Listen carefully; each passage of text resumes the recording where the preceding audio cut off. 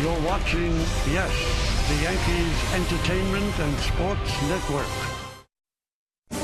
It's hard to remember life without Derek Jeter. Since 1996, we've had a steady stream of his greatness, moments etched in the Yankee timeline. We've seen him grow into a living, breathing Hall of Fame plaque. There was nothing he couldn't do, no moment too big, no play that couldn't be made. But it all came crashing down last October. The body broke. The captain was down. Suddenly, a life of light was shrouded in the shadows of doubt. But today, the captain returns. The highlight reel can take on additions again. Today, there is finally a sense of normalcy in the Bronx. Derek Jeter is back.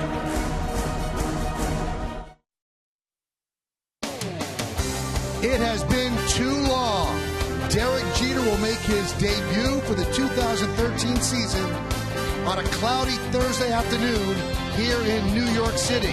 The captain is indeed finally back as the Yes Network presents New York Yankees baseball.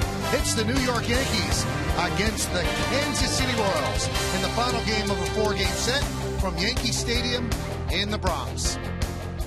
Hello, everybody, and welcome to Yankees baseball. Along with John Flaherty, I'm Michael Kay. Yes, Derek Jeter's back. He's missed the first 91 games of this season, and this odyssey began all the way back last October in the American League Championship Series. The date was October 13th. A ground ball up the middle, had a left ankle that had been bothering, finally gave in. A bone break, and he was out. But he came back in spring training. He was trying to get ready for opening day. Not to be. He still felt pain. They found another break. The rehab continued. And then, on July 6th, he reported to Strand Wilkes-Barre and began his rehab. And here he is, back in the Bronx and back in the lineup. He's batting second, and he's the DH today. What does this mean to this team? Well, it's going to give them, obviously, a big lift. I mean, I would not be surprised if Derek Jeter went out there today and had a couple of hits. He's had the flair for the dramatic in his career. Probably going to take a little while to get back to midseason form. But if you are a teammate of Derek Jeter, he expects greatness of himself. He expects greatness of his teammates. He has just raised the bar a little bit higher that this team has to play better baseball. Well, there you have it. Derek Jeter is indeed back, and how apropos that his old buddy Andy Pettitte will get the start for the Yankees. When we get back, we give you the pitching matchup. It's all coming up right here on Yes.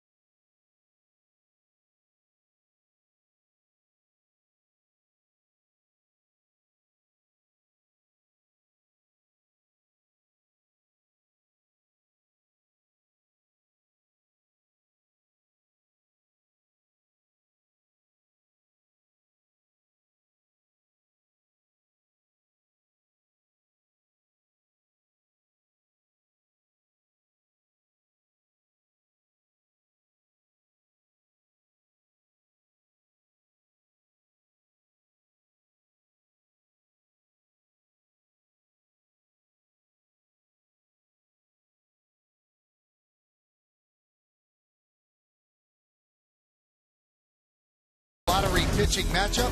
Urban Santana will go for the Royals, 5-5, good ERA. Andy Pettitte for the Yankees, 6-6 with a 4.37 ERA. Welcome back to the booth, everybody. That's John Flaherty. I'm Michael Kay. Andy Pettitte's been a mixed bag so far this year. Sometimes he looks like Andy Pettitte. Other times he really struggles. Well, you know what? He started out the year like the Andy Pettitte that we remembered, the ability to keep the run count down. And a little bit lately, probably his 5-6 starts lately, giving up some home runs to left-handed hitters. Chris Davis has been doing that against all of baseball this year. But when he makes his mistakes up in the zone, he's not getting away with them. That doesn't mean Andy Pettitte can't win games. When he makes quality pitches down in in the zone, he's still getting the results. Giving up a little bit more hits lately, but you still feel good about his chances whenever he pitches. Well, it is July 11th. It's a late one, but it's opening day for Derek Jeter, his first game of the 2013 season. Lineups, first pitch, baseball, next on Yes.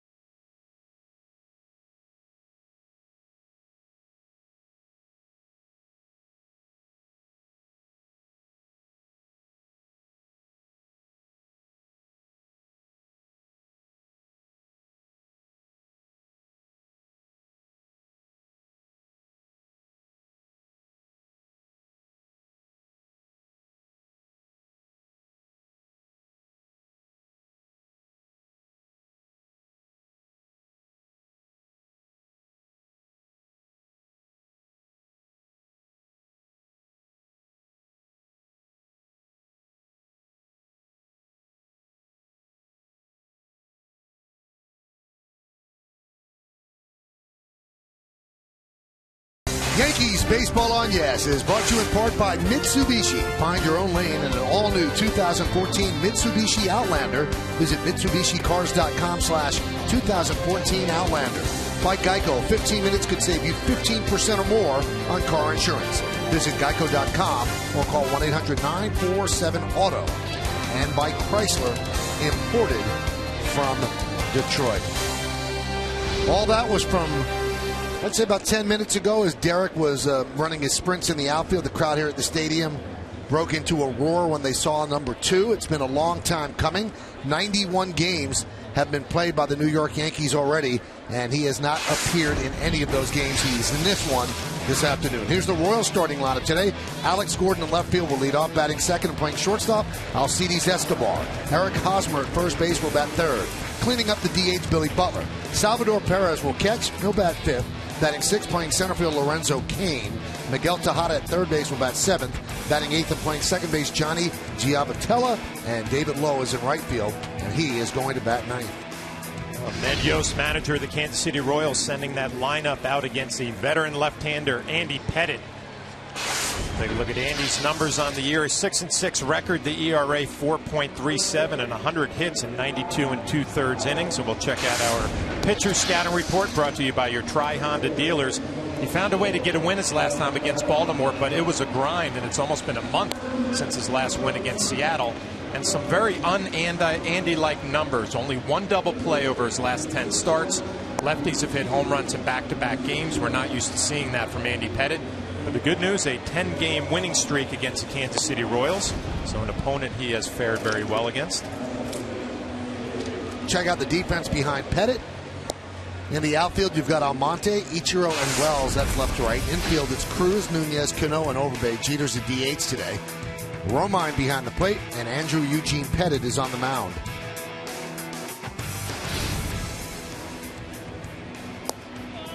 It's an overcast day here at Yankee Stadium. The tarp was on before the game, so neither team took batting practice outdoors. So let's look at the game time weather presented by Bigelow Tea.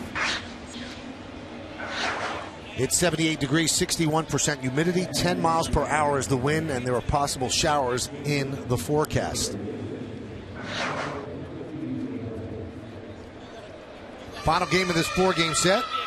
The Royals took the first two. Yankees with what amounts to a laugher for them yesterday, 8-1, the most runs they've scored in a home game this year.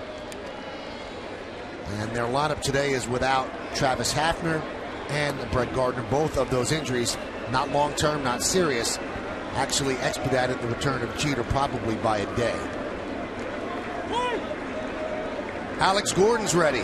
Andy Pettitte is ready. And let's do it here in the Bronx. First pitch is way outside, and we are underway.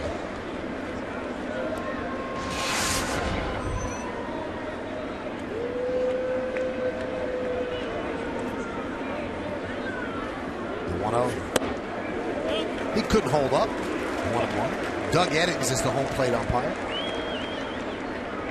Well, Andy Pettitte out here in the first inning needs to do a better job in the first inning's last 5 starts. Opponents hitting .423 against Andy Pettitte in the first. And that one is laced into right field. It's a base hit in front of Vernon Wells. So a leadoff single for Alex Gordon. Yankees baseball is available in Spanish by hitting the SAP button on your television. SAP is brought to you by Infinity.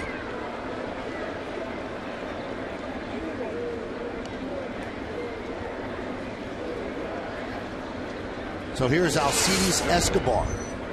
The Yankees have held him to 2 for 12 so far in the first 3 games of the series.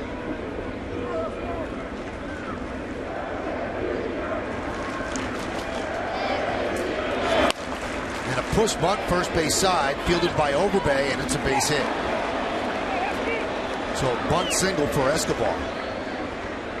Well, those numbers in the first inning I was talking about for Andy Pettitte not getting any better here against Kansas City. Gordon a base hit, Escobar a nice push bunt. Royals set up first and second, nobody out. Bleacher creatures with the Derek Jeter chant. He's the DH. So they're still doing it. No tip of the cap. I don't even know if Derek is in the dugout right now. Could be in the batting cage.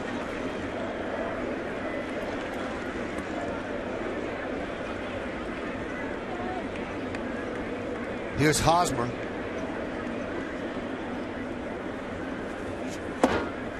And a strike.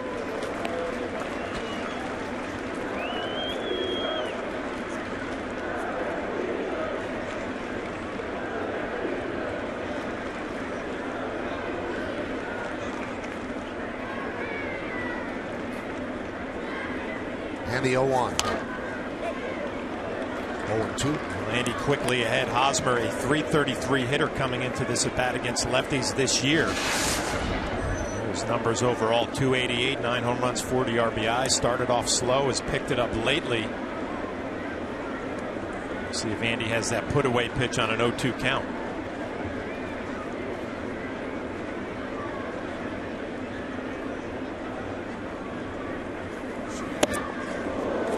Fastball up and in. Gets your attention if you're Hosmer, looking for that cutter or the curveball away. You get a fastball up and in. It does not automatically mean you have to go back away with an off-speed pitch again. Andy Pettitte could double up. Back-to-back fastballs inside.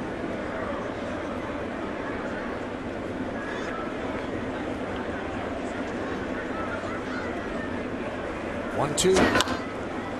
Over the head of Pettitte. Fielded by Cano. Throws to first. Not in time. Hosmer beat the return throw. Mentioned in the scouting report, only 1 double play over Andy Pettitte's last 10 starts. This ball not hit very hard, and Robinson Cano takes it on his own. The throw across to Overbay, not in time. Michael, you mentioned about Hosmer during this series. He hustles down the line on every ball that he hits. No different there with the possibility of a double play.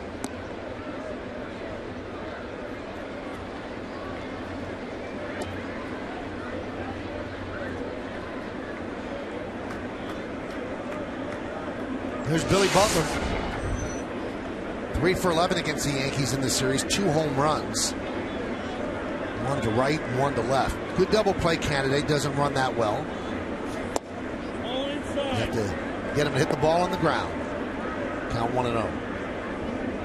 That's what we remember with Andy Pettitte. You see the numbers: .313 for Butler against Pettitte. You remember Andy bearing that cutter in on the right-handers.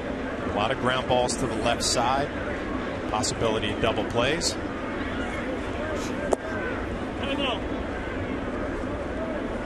Difference now, the fastball velocity down from about 93 to about 89. Just makes that margin for error that much greater.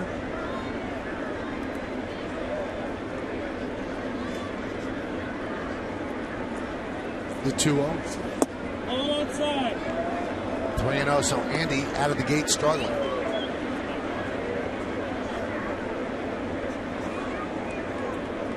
About Andy Pettitte, when he was in his prime, he would pound the strike zone, had above average stuff. Now he knows his stuff, not quite the same. Has to pitch the corners a little bit more. Just missing in this at bat to Butler. Ball 4.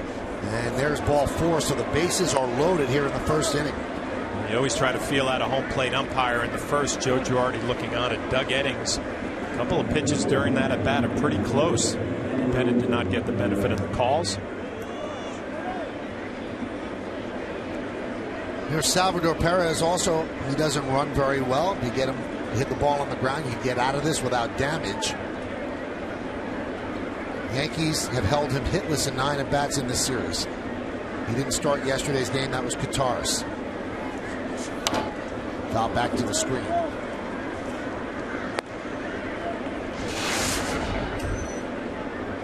And we also talked about Perez is battling some leg issues. So that just adds on to his lack of speed. Into the All-Star game for the first time.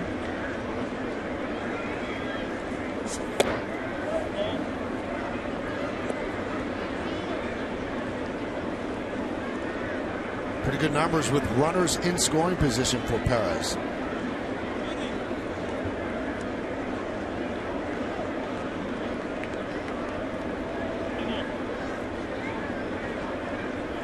Just underway at the stadium. Bases loaded. One man out.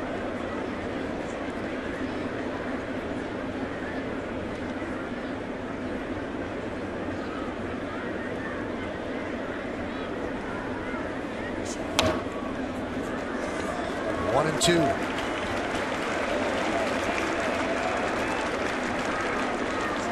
All the excitement to see Derek Jeter coming back to Yankee Stadium as a DH today. Andy Pettitte would love to get a strikeout or ground ball. Keep Kansas City scoreless here. Look forward to Derek's first at bat. Grounded to third and past the diving Cruz and down the left field line. That'll go into the corner.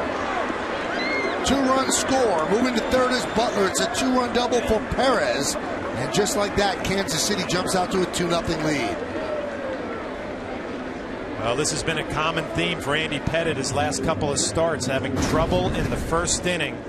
Romine setting up inside. Looked like a cutter at about 83. It catches a lot of the plate, just out of the reach of Cruz. Yankees have done a nice job against Perez this whole series, but he comes through with a double and a couple RBIs.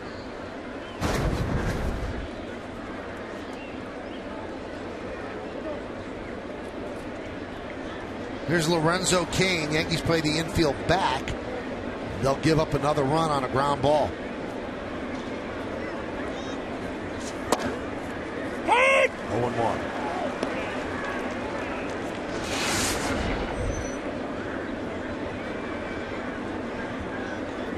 Cain has had some good games the last 2 games of this series. Running plays in center field, hit some balls hard yesterday.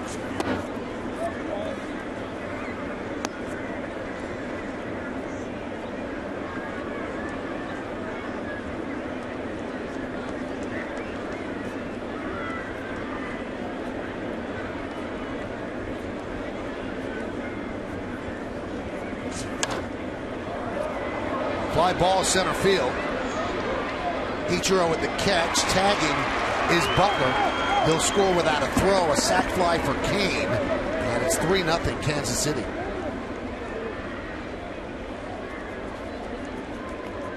A nice job of situational hitting by Cain. Get a ball out over the plate, drive it to the middle of the field. Butler does not run that well at third base, but Ichiro choosing to make the throw to third, keeping Perez at second base.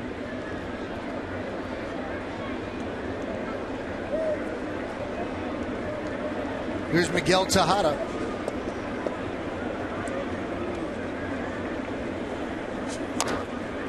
Chop toward third. Cruz waits for a better hop. Gets it. Flips across the diamond, and that will do it. But the Royals score 3. In game number 92 of the Yankee season, number 2 will make his debut next.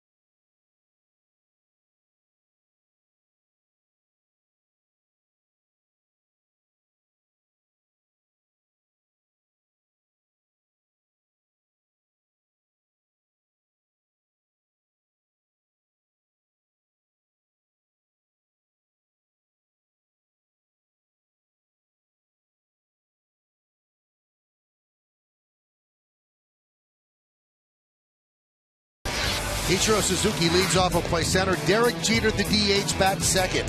Robinson Cano at second base will hit third. Cleaning up right fielder Vernon Wells. Lyle Overbay at first base will bat fifth. Batting sixth, playing left field, Zoilo Almonte. Eduardo Nunez, the shortstop, bat seventh. Batting eighth, playing third base, Luis Cruz. And Austin Romine will catch. He'll bat ninth.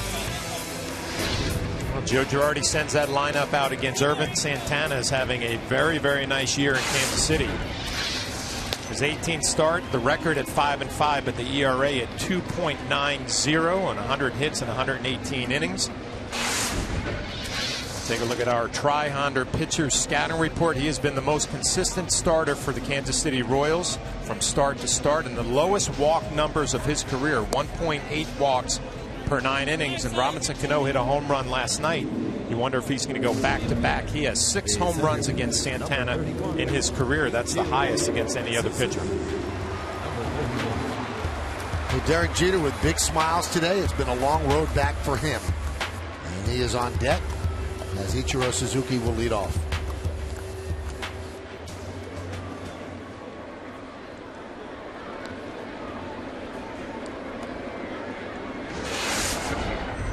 Last 6 starts for Santana. Opponents 0 for 18.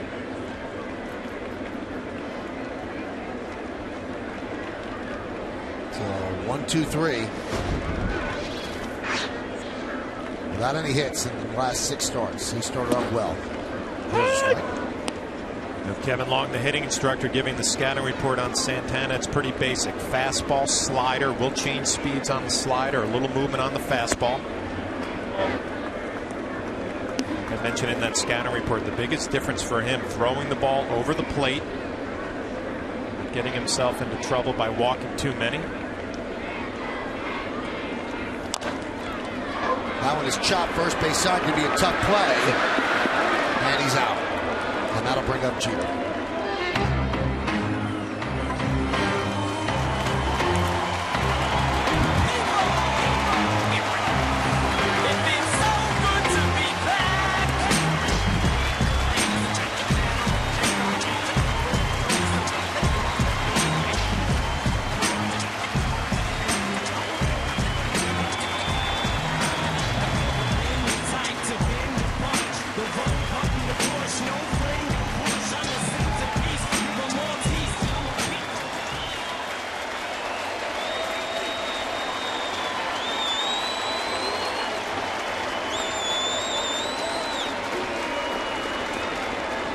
Strangely, they did not play Bob Shepard's introduction for Jeter.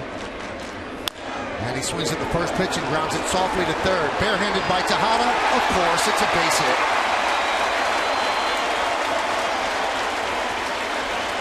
Could we have thought any differently? Well, Derek, one of the most aggressive hitters in the game, obviously not waiting around. If he likes it on the first pitch, he's going to go ahead and swing. But the one thing you're going to watch is how he runs down the line. Tejada comes in, the bare hand can't come up with it, an infield hit. This is what everybody wants to see. How is he running on that ankle? I'll tell you what, it looks pretty good. We're trying to get a look in some of his rehab games with the video footage of how he's getting down the line. You can make your own determination here. It looks pretty good to me. Not quite 100%, but a lot better than we saw down in spring training.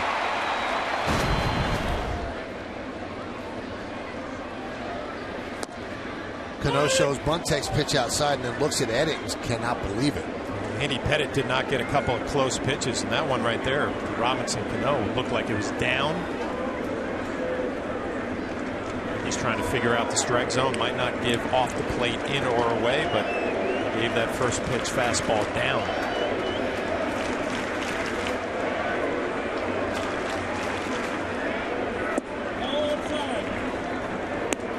Gene Michael, special advisor for the Yankees, was dispatched to Scranton to take a look at Jeter, and his report back to Brian Cashman was he's moving very, very well, both in the field and running the bases, and we saw some of that right there on that infield single. You got to expect it's going to take him some time. 9 at bats, 1 for 9, walked 4 times on his rehab.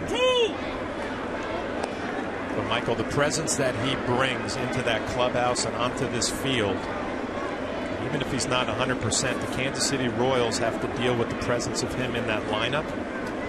Ability always to get that big hit in a pressure situation.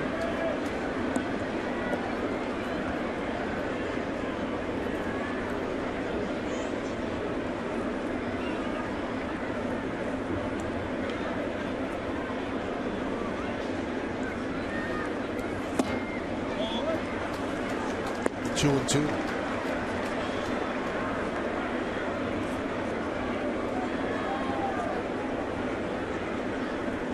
Robinson Cano on the homestand, 7 for 19, a home run, 5 RBIs.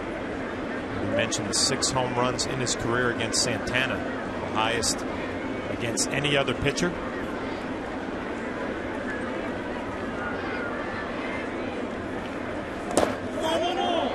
Check swing. Paul Nauert said he did not go, so the count 3-2. Now do they send Derek Jeter on 3-2 with 1 out? We saw this situation in yesterday's game, 1st and 2nd. Joe Girardi sent the runners with Robinson Cano up there. I would expect he would do the same thing. Obviously, it's not a stolen base situation for Derek that you're trying to get a great jump. Pretty high batting average for the captain.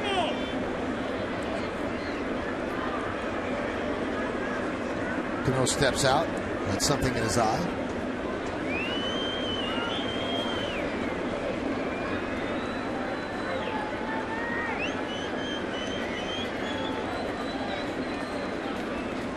Jeter goes.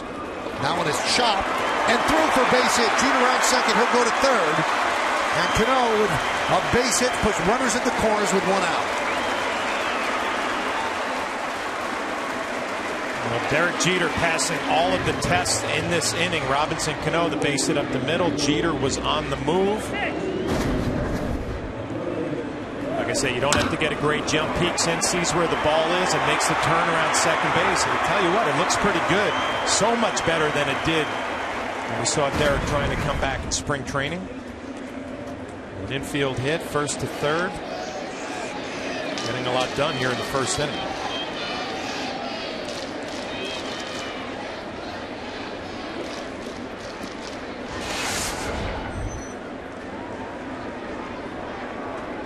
Here's Vernon Wells. Yankees down 3-0. We're in the bottom of the 1st.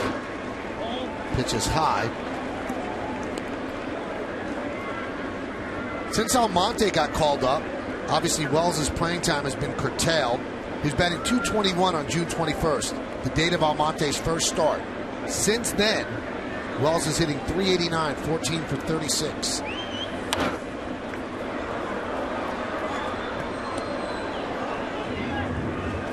Last 7 games, it's .500 now. He's played in 14 of the 19 games since Almonte got here, but only 7 as a starter. He's worked a lot with Long, and he looks a lot better at the plate. And he worked a lot with Kevin Long on using his lower half a little bit more. Drive those hips and the back knee towards the baseball. You get a little bit more bat speed. The numbers prove it. Fly ball, right field. Low back. Jeter tags. The catch is made. The throw comes into second. Jeter scores. It's a sac fly for Wells. Yankees are on the board. Jeter has gone around the bases, and it's 3-1 Royals. Well, nice job all the way around. Good situational hitting by Vernon Wells. Make sure you get the ball up in the air. Stay away from the possibility of a double play. And Derek Jeter, infield hit, first to third on the Cano base hit, scores easily on the sacrifice fly. Ball right field. Derek sees how deep this fly ball is. He knows he'll be able to cruise home easily.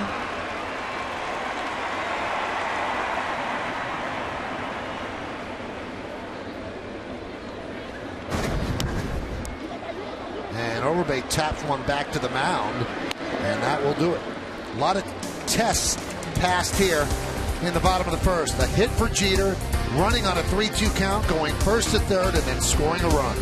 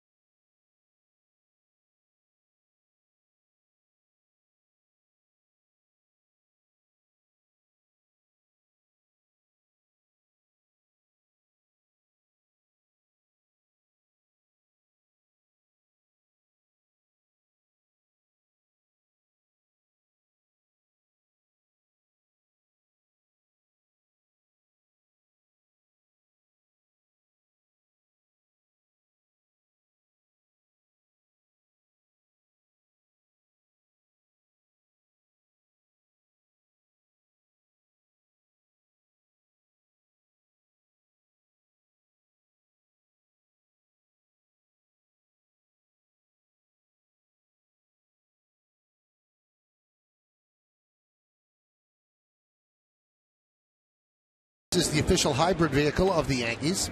We started the conversation with this. What kind of production do you think Derek Jeter will be able to give the Yankees this season? And here is one of the answers. Those RJs, Jeter always produces and gives 200%, but it's not just his production. His presence alone can lift this team. Gio Vitello leads off the second, and Andy deals a strike. Follow Yes Network and tweet us your responses using hashtag #YankeesPrius to keep the conversation going. A couple of notes, John, about Jeter in the first inning. He gets a hit. Last year he had 55 first inning hits, 9 more than anybody else in the big league. So he likes the opening stanza of a game. And his walk-up music was Eminem's Square Dance, and the opening line was, "People, it feels so good to be back." It's amazing how you get all that stuff.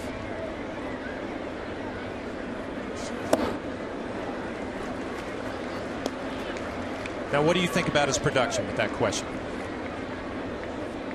I can't count this guy out. I know he's 39 years old, but everybody who watched him down there said he's running okay.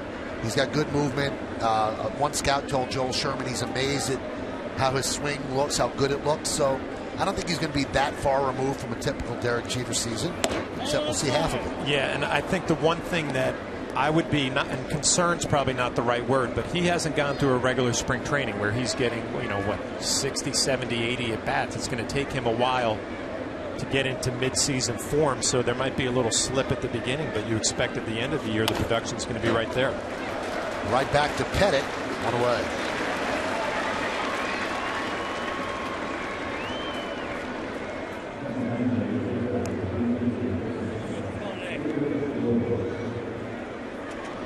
And also for all you rap fans, the first line is "People, it feels so good to be back," and then the next line is "Ladies and gentlemen, introducing the new and improved you know who." So that was Derek's walk-up music. And if he's new and improved, then they're really in for a treat. That is bunted first base side, and Andy can't get the throw to Overbay. And it gets past Overbay as Lowe will go to second. So it'll be a base hit, probably an E1. I'll tell you what, the Kansas City Royals have a report to bunt on Andy Pettitte and make him try to field the ball down the first base line. Escobar did it in the first inning. Now Lowe. See kind of an awkward angle and tries the backhand flip that is not accurate. Yes, Mo, brought to you by Mercedes-Benz Tri-State Dealer. A great look at the backhand flip. It's an option quarterback, and Andy Pettitte's going to have to prove to the Royals he can field the bunts down the first base line. We've seen 2 of those already with 1 out in the second inning.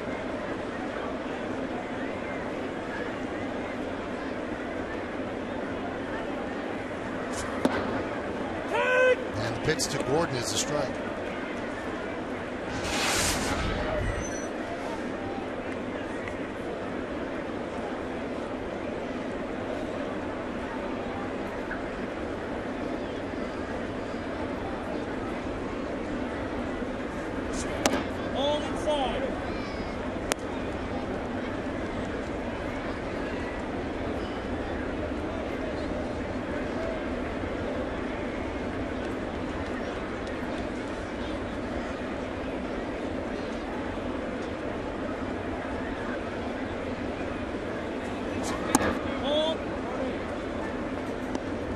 Take a look at our Chrysler hitter scouting report for Alex Gordon.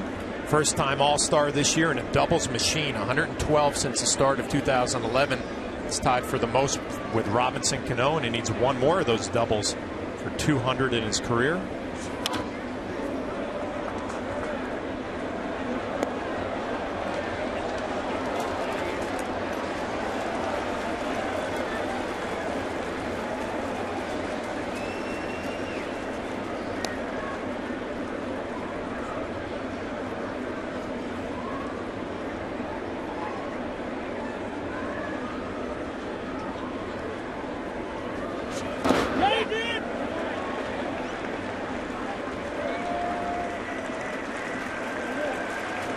Picks up that strikeout on a check swing. We talked in segment 2. If Andy Pettitte can locate down, he's still going to get some swings and misses when he needs it. When he's making the mistakes, that's when he's not getting away with it. His stuff not quite the same as we have seen in the past and even at the beginning of the year.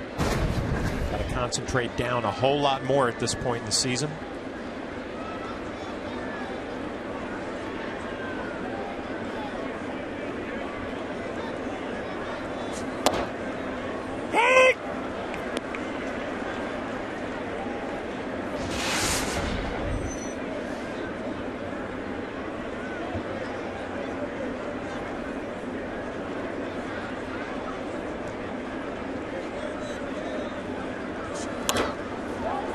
Punts the other way. It is a base hit to right field.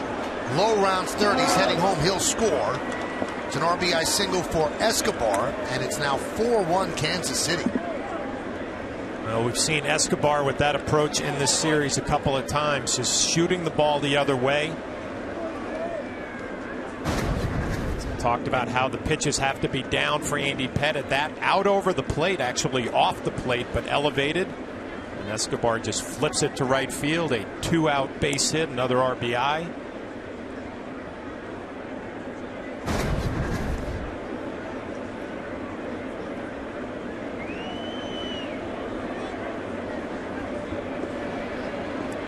You really can't like the look of Andy Pettitte over the last month and a half.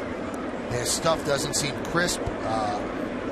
He's not missing many bats, and he's just not putting up good numbers. And maybe we're expecting a little bit too much because of the name, and we forget he's 41 years old. Well, and he showed it to us at the beginning of the year. Grounded up the middle, kicked by Pettitte, and a nice recovery by Nunez, so that scored 1-6-3 to end the inning. But the Royals get another run on 2 hits, 1 error, and 1 man left on base. We go to the bottom of the second inning. It's 4-1 KC.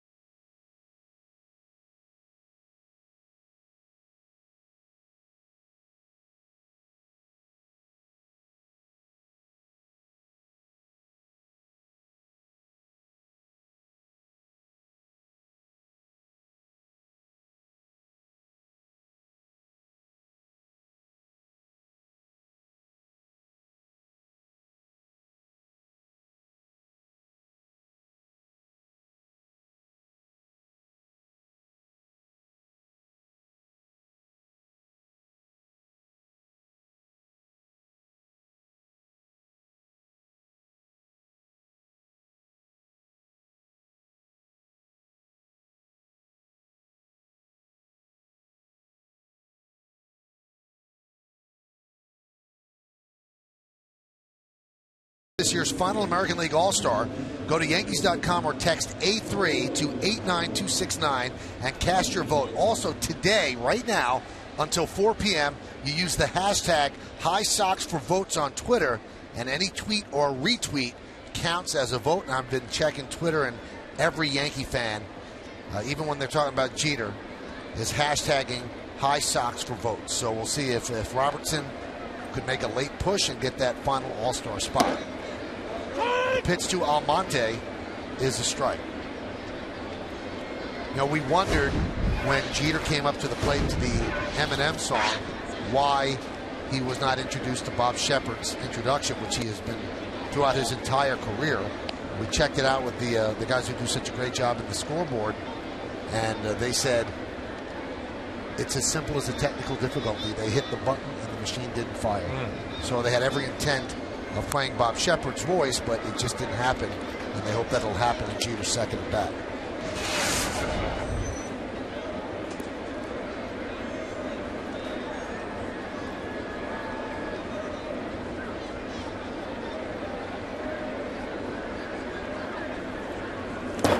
Check swing by Almonte, but they say he went around, so he goes down and strikes.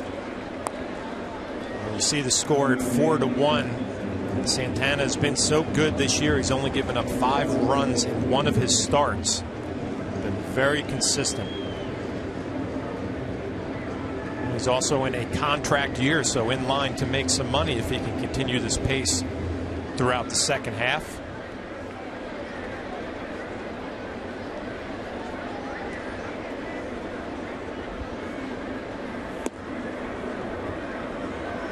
Nunez takes a pitch upstairs, 1-0.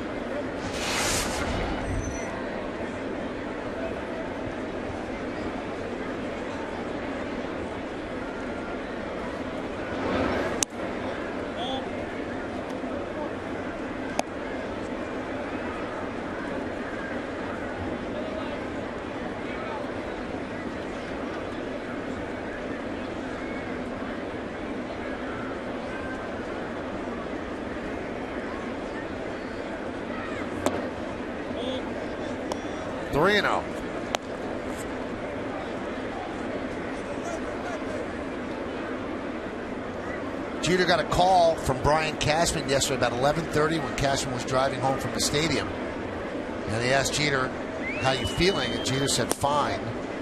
And Brian said, "I think maybe you should get to the Bronx. If you're ready, I'm going to call you up." And Jeter said, "Fine." And Brian was asked, was he giddy? Was he overjoyed? And Brian said, "It's really not Derek's way." I'm sure he's excited, but I mean, you know, he's regular season game against the Kansas City Royals. Just want to get back into the grind of a big league season.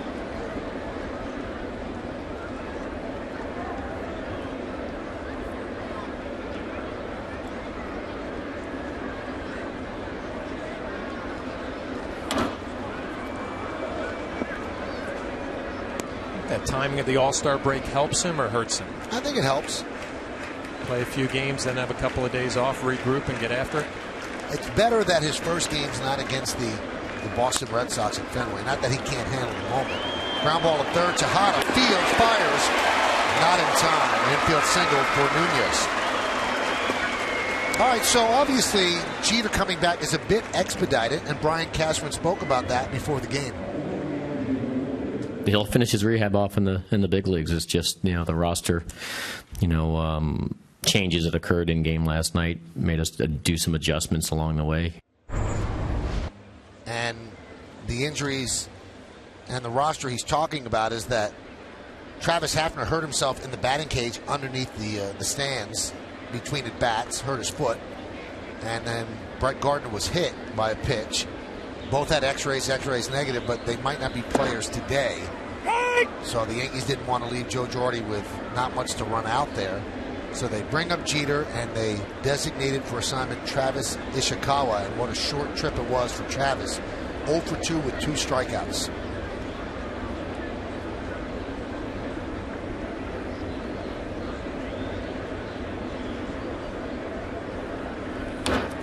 Cruz fouls it back, 0-2. Today's injury report brought to you by Montefiore Medical Center, Inspired Medicine. Gardner, lower leg contusion, day-to-day. And Travis Hafner, bruised left foot, day-to-day.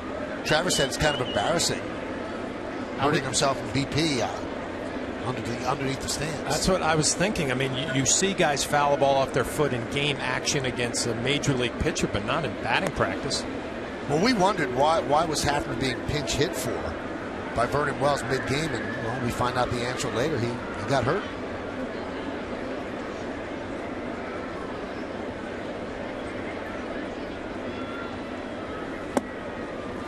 Count 1 and 2. Now we don't have film of Hafner, but of Gardner we do, and that looked like it hit him square. And that right shin.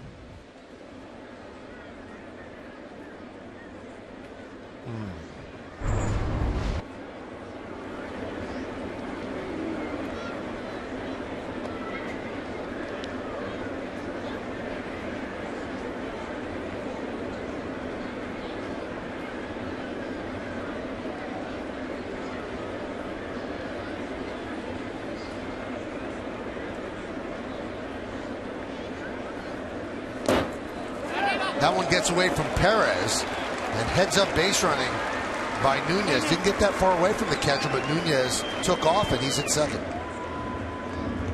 Well, there's a lot to like about Perez behind the plate, but it looked like a slider here that he just tried to backhand and pick it with his glove instead of block it and make sure you keep it in front. That's a ball you should be going down on both knees to try to block. Try to backhand it, sometimes you get burned, and Nunez takes advantage.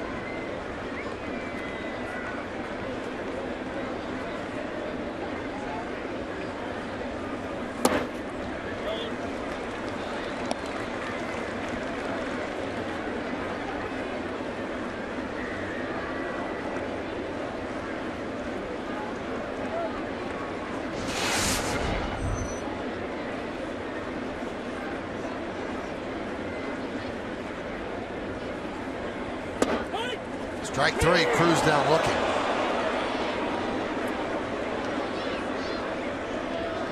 That's a gutsy pitch right there. A 3-2 slider to Cruz, your number 8 hitter with Romine on deck. Obviously first base is open, but you have a 3-run lead. You have to throw it for a strike.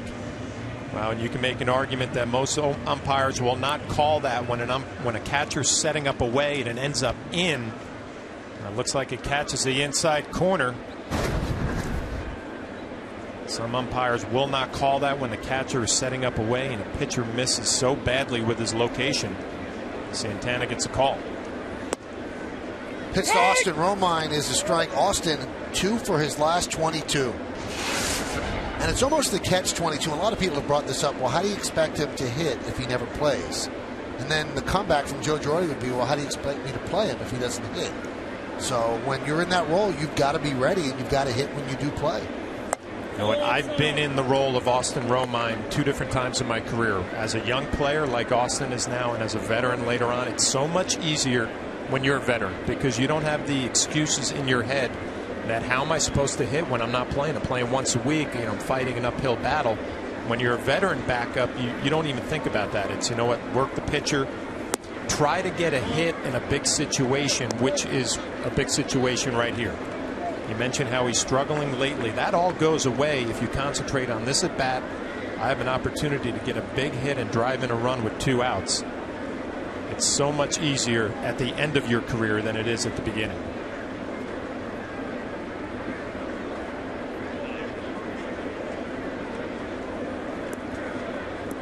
Sun trying to peek through here at the stadium. Get through a thick cloud cover.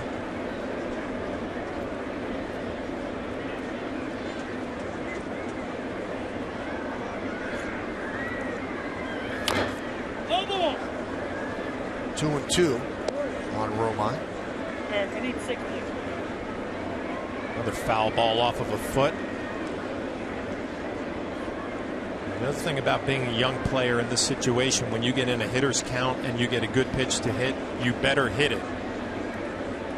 Because it gets a lot tougher when it counts 2-2 and you start thinking possibility of a slider. You had a good fastball to hit there and just fouled it off.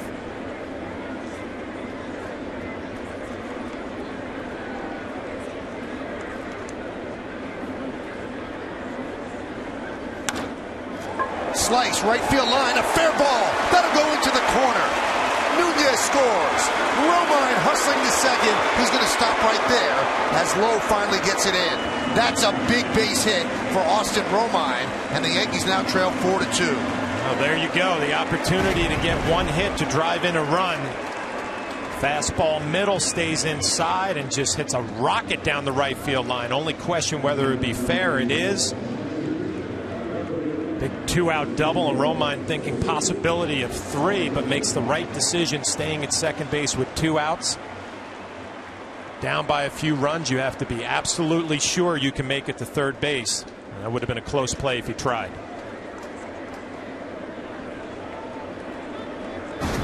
That'll bring up Ichiro. Grounded to first in the first. 1-0.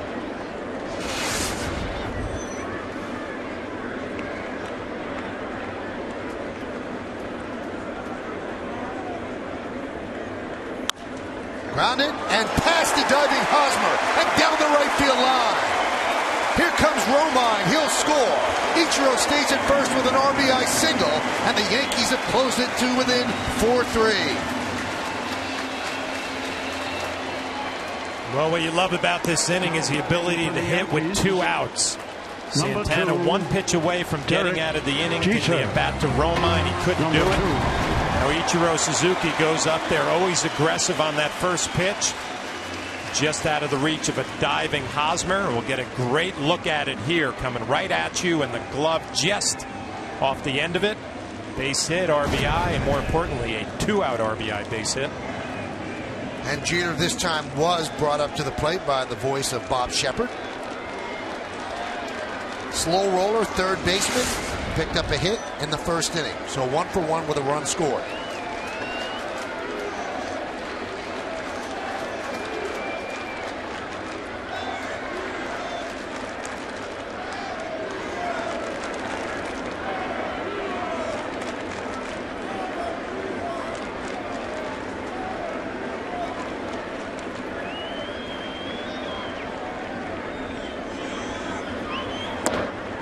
Jeter made 3 starts at short, 1 at DH in Scranton. He was 1 for 9, 2 runs scored, and walked 4 times.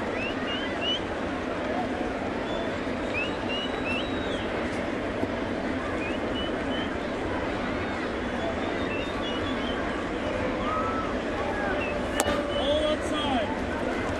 1-1. Michael, those numbers you just mentioned, the 4 walks, 9 at-bats, the 4 walks tells me a lot. Obviously tracking the baseball well down in the minor leagues. Had a bunch of simulated at-bats in Tampa before he went to AAA. Tapped that one foul.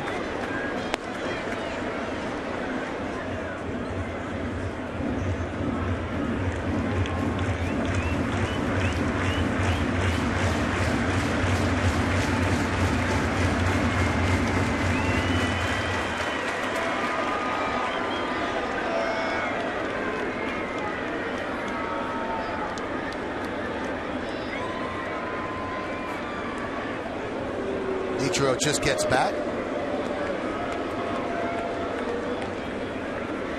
The top 3 in the Yankee order against Santana in their careers, not too bad. So that is a tough 3 to navigate for the Royals right-hander.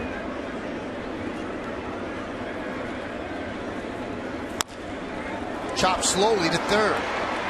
Tejada gets Jeter, and that will do it here in the second. But the Yankees get 2 runs on 3 hits with 1 man left. We played 2. It's 4-3 KC.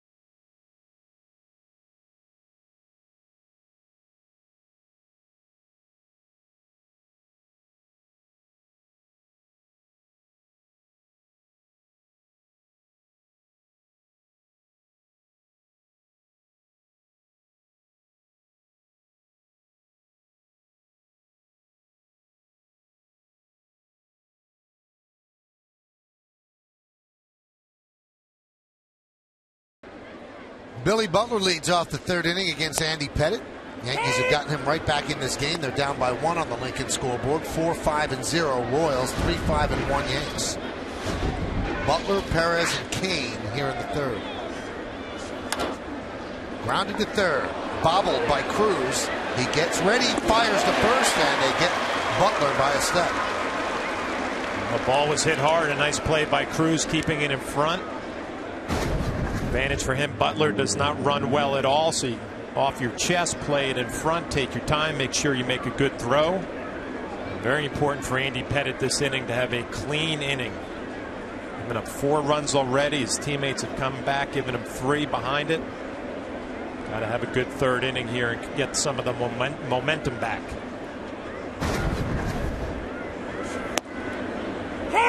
There's a strike to Perez.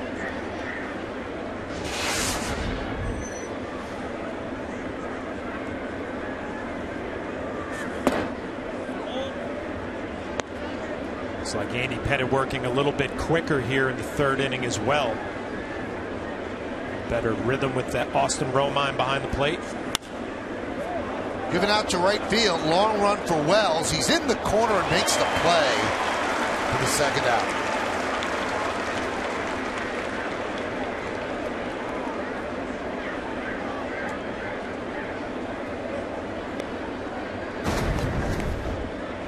Vernon Wells playing right field, covering some ground. A pretty routine play going to his left.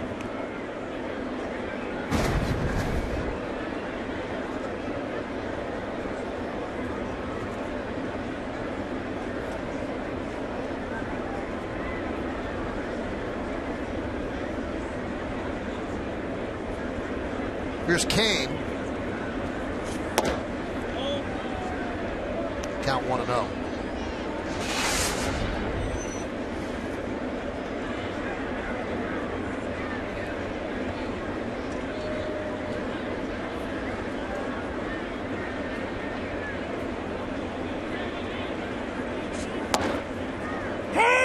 Good curveball to get back in the count right there. That pitch can help Andy. First or second pitch in and at bat. A big looping curveball for a strike.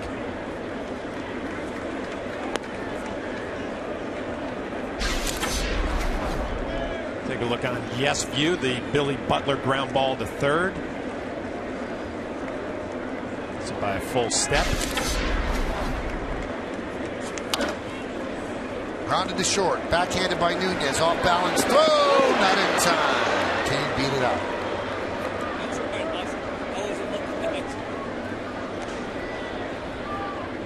We saw Kane in the second game of this series covering so much ground in the gaps. Left center and right center field can obviously fly. Nunez takes an extra step, and that's what costs him with the throw back across the diamond. It's a good play. Backhand, and then that extra step was the difference.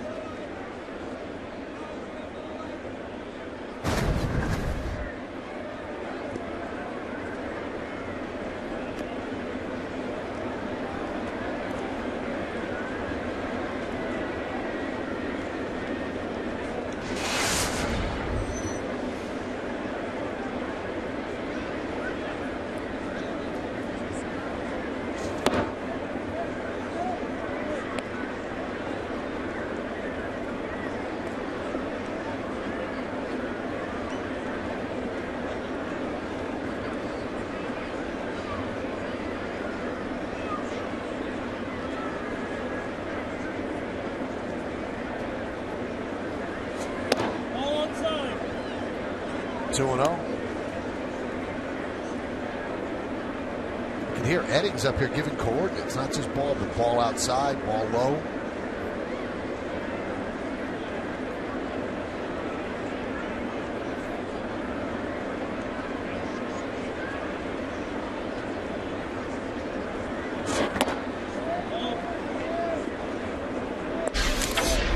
We saw the Billy Butler play on Yes View. It's the Kane play on Yes View. Obviously safe.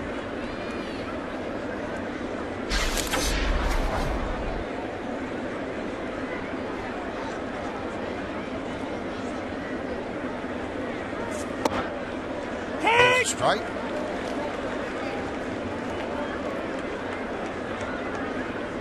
Miguel Tejada and Andy Pettitte obviously have a lot of history against each other. I'm surprised it's only 27 at bats, though. 222 average for Tejada, a few home runs.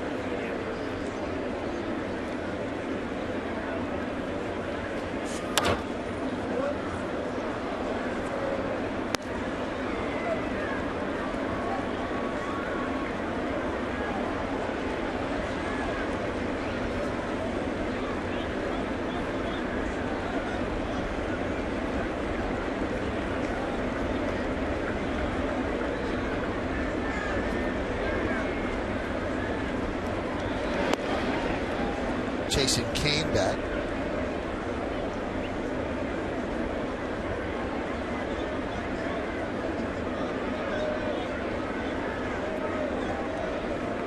Tejada played third for the Royals against left-handers. Veteran, made the team as a non-roster invitee to spring training. Hit over 300 in the WBC. And it's a fly ball to right field. Wells makes the play, and that will do it. No runs a hit, no errors, one man left, so Andy puts up a 0 as we go to the bottom of the third. 4-3 Royals.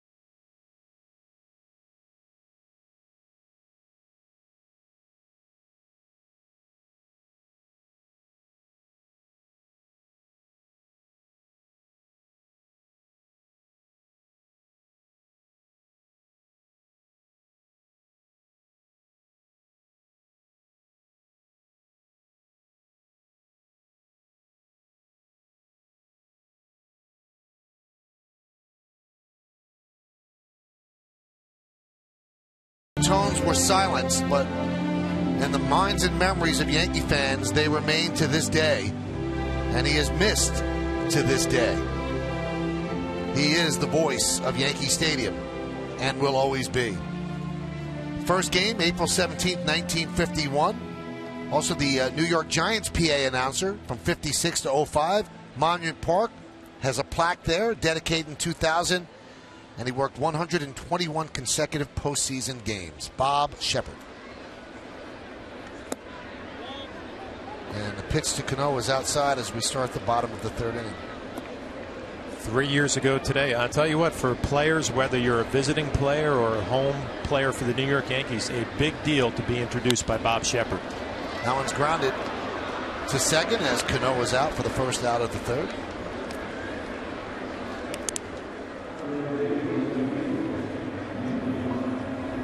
Lincoln scoreboard has KC up 4-3.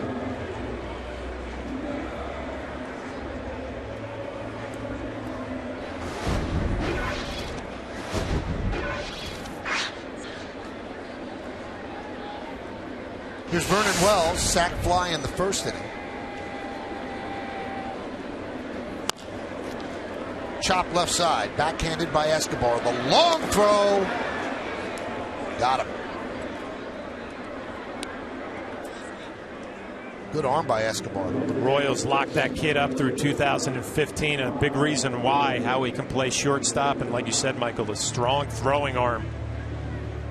And go into the hole, plant on his back foot, deliver a rocket right to Hosmer. Look at that ball flight. A great look at the ball flight. It's true, it's straight, and plenty on it.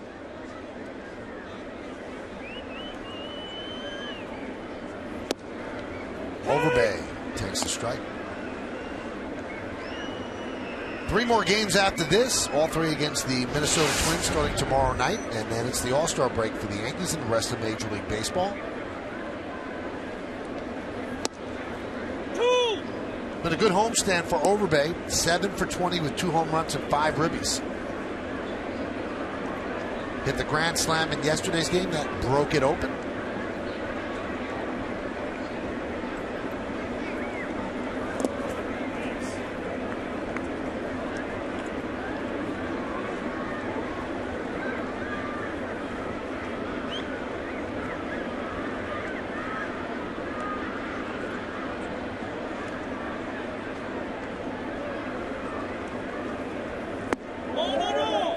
Checks his swing. Did he go? Yes, he did, said Paul Nauert. So that will do it as the Yankees go down in order. 1, 2, 3. We're going to the 4th here on a Thursday in New York. 4-3 KC.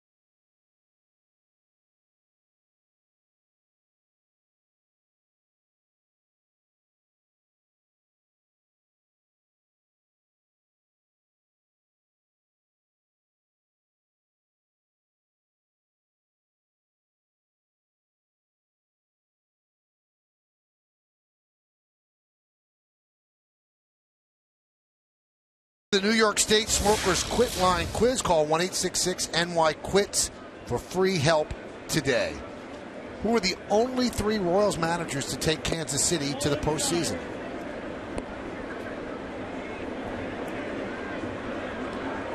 We'll find that out at the bottom of the inning.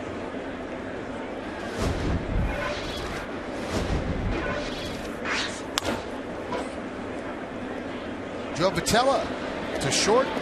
There's one away. Well, Andy Pettitte settled down in the 3rd inning, the bottom of the order for Kansas City here in the 4th, and a quick first out. Trying to settle things down after a rough first 2 innings.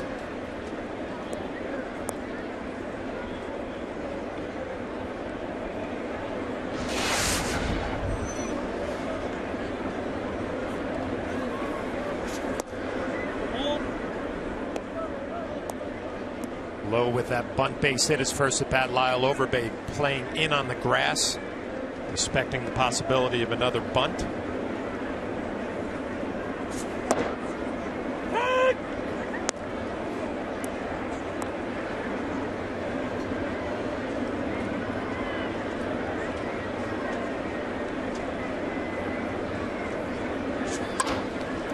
Punched into left field, coming on Almonte. He's going to play it on a hop, so a base hit for Lowe.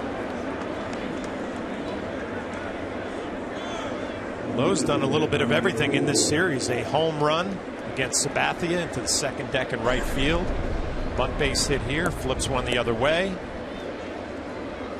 Well, they must like him because they let Francoeur go. Just let him go completely, and he's shown something in this series. He can play a little bit. Yeah, you wonder if he has enough power to be a corner outfield guy, but, you know, only has one stolen base, has been thrown out once. But you're right, he seems like a player, knows what he's doing out there. Nice base hit the other way. Gordon fouls it back. Gordon singled to right to open up the game and then struck out in second.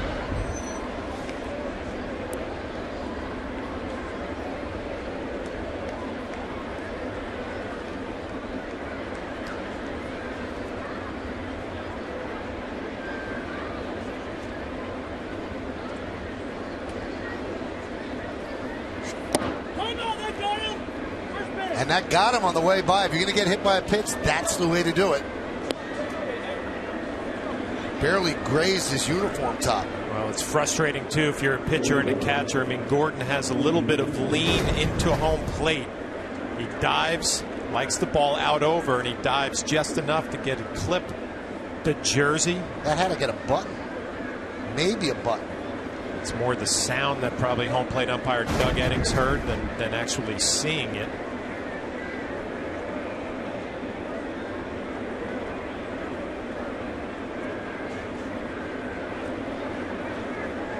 Here's Alcides Escobar.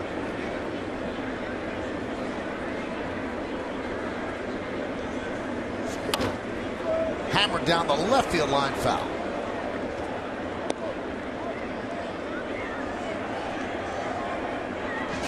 Little games a pitcher and a hitter will play against each other. Escobar, 2 base hits, a bunt single, and a base hit to right field.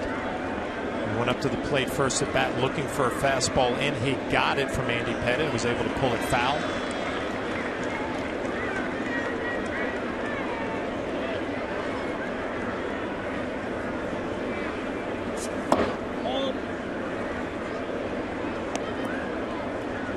Escobar, a .324 batting average with runners in scoring position, so obviously a lot better than his everyday average of .249.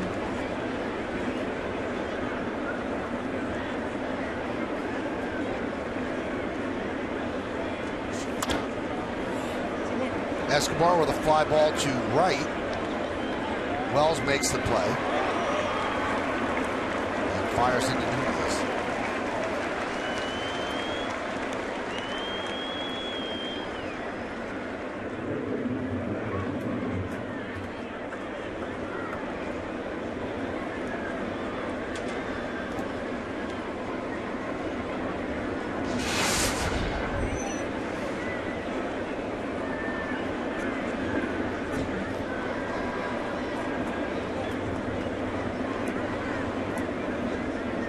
And that'll bring up Hosmer, who was 0 for 2 today, but does have a run scored.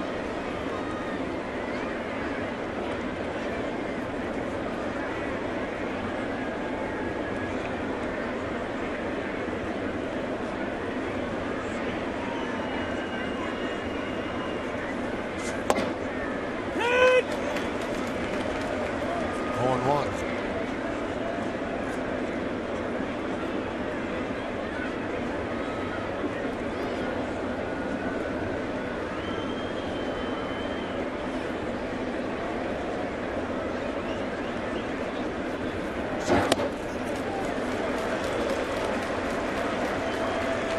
Good fastball inside from Andy Pettitte with Hosmer's numbers well over 300 against lefties coming into this game. Tells you he likes the ball out over the plate. Andy Pettitte trying to negate that inside.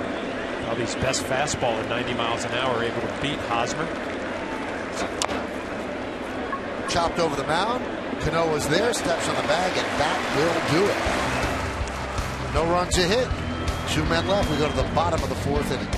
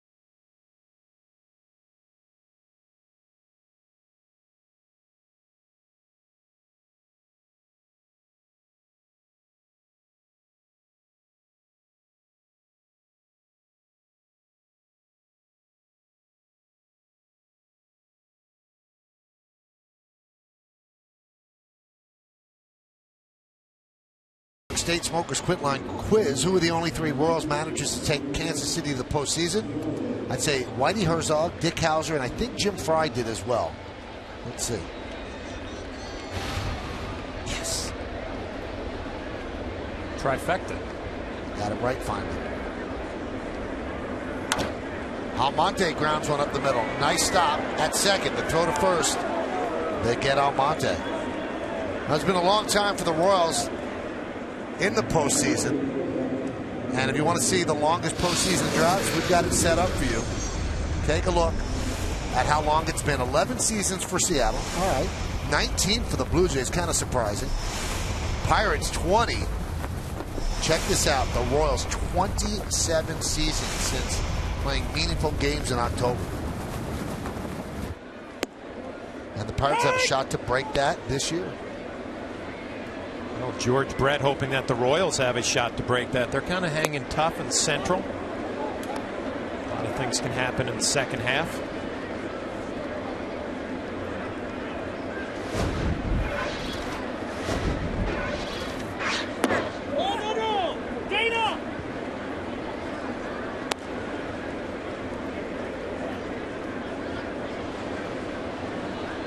Just 5 games back in the loss column in the Central. Indians hanging tough.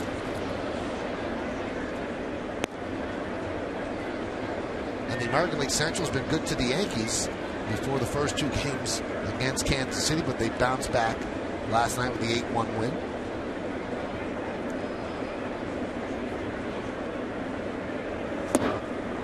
A wave by Nunez chases a pitch way out of the strike zone for the second out.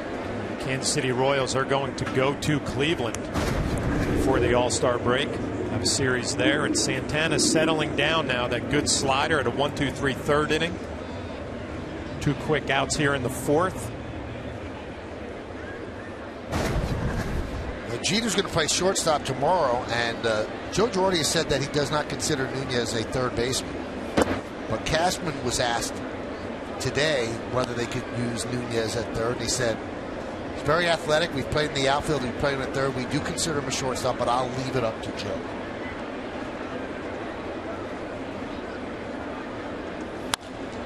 Ground ball, right side. As Cruz is the 3rd out of the inning. 12 in a row retired, or 7 in a row by Santana.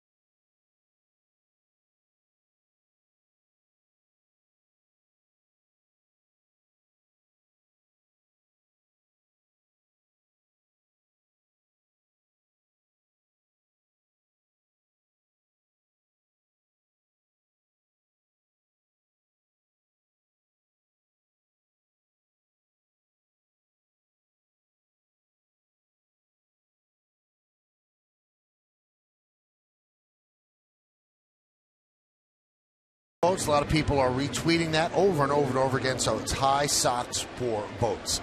We go to the 5th inning, and the Yankees are trailing this one 4-3. It's the day that Derek Jeter returns to the lineup, and it's also day 4 of Hope Week, which is a great week on the Yankee calendar. since it began in 2009. The players look forward to it, the organization, and the people that it helps as well.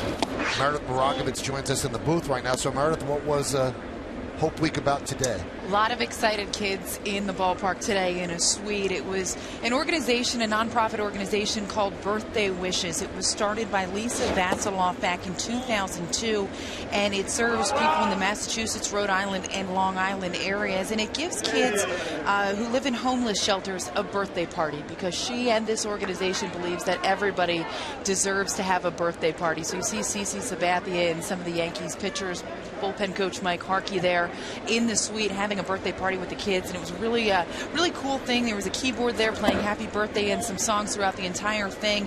They had an opportunity to get a hat or a t-shirt airbrush, not to mention they were in the dugout earlier today, and the Yankees made a donation to Birthday Wishes for $10,000. And this is an organization that serves over 175 shelters. He said on any given month there are at least 500 volunteers that are putting things together for these birthday parties, and these kids really a day that they won't forget. And it's funny, there are some kids and some groups and some camp groups in the fluorescent t-shirts here in the stadium, and Lisa told me the kids thought that they would be sitting in the highest level of the stadium, that they would be up there, and that would have been just fine for them. Anything would have been just fine to them as Billy Butler grounds out to third base for the first out of the inning. But the fact that they were in the suite is really something that they could have never expected. It exceeded all expectations, and you just saw a lot of kids smiling and laughing earlier today. I'll tell you, as you're telling the story, you start to think how we take things for granted. You know, everybody has a birthday party, right? That's just a given. Well, for people in homeless shelters, it's not. And for somebody to think like that and be that charitable and say these kids deserve to also enjoy life, it's really a neat thing. And it's not even just the birthday party, it's everybody getting together, and the Yankees were so kind to give a present to every kid that was there. Cano boots one, has time, and he guns down Perez. And you look, all the kids that were there received a gift, and it was a new pair of sneakers. So something that they were really looking forward to. And just, you could see it. And the guys that were there, CC Sabathia, you saw him holding the one little girl, her name was Faith, just so excited to be a part of it.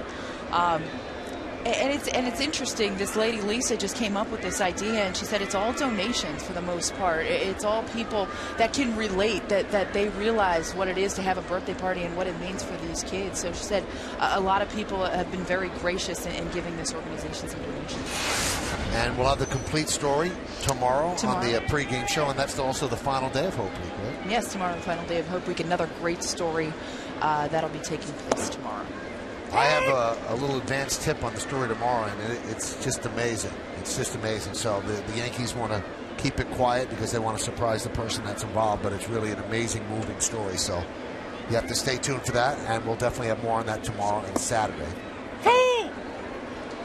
So you're glad now, Meredith, that you don't have to give any more Jeter updates? What he's doing in Scranton Wilkes-Barre, we can see it? I'm just glad we're not wearing the same color today, Michael.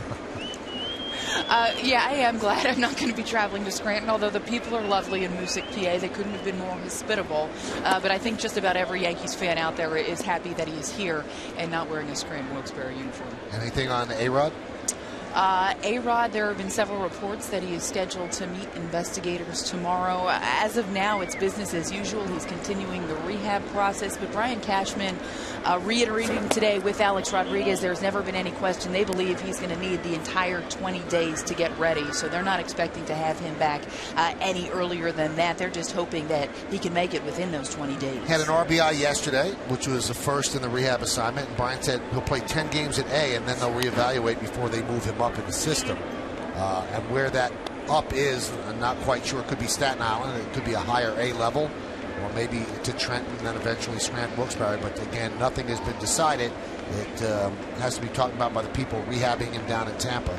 So that's a slow-moving thing, and they expect it to be. Just 2 for 15 so far. That was his second hit yesterday, first RBI, and it's really a process for him more so than anybody because he has not had any spring training. That hip injury, the second time he has suffered a hip injury, so coming back makes it that much more difficult. So the biggest thing for him just remains that he can bounce back every day, that he doesn't feel anything in that hip, and that he doesn't have to be shut down. That hasn't been the case yet.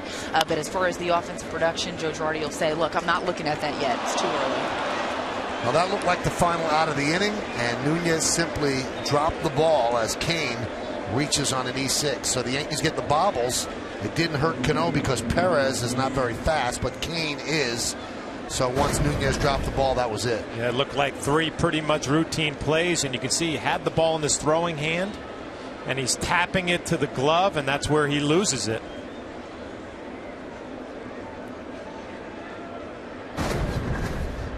So Romine goes out and talks with Pettitte as they prepare to face Tejada. We'll hear from Meredith on the post-game show. Thanks, Meredith. Anytime, Michael.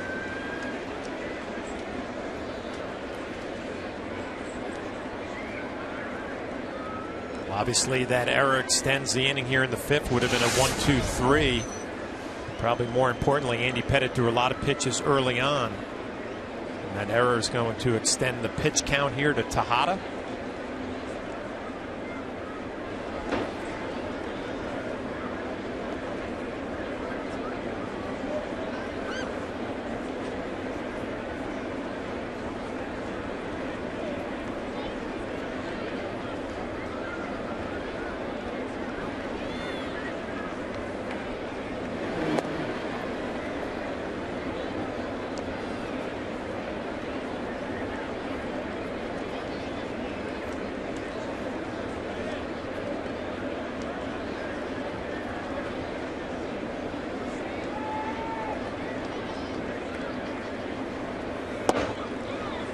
Strike 2, Tejada.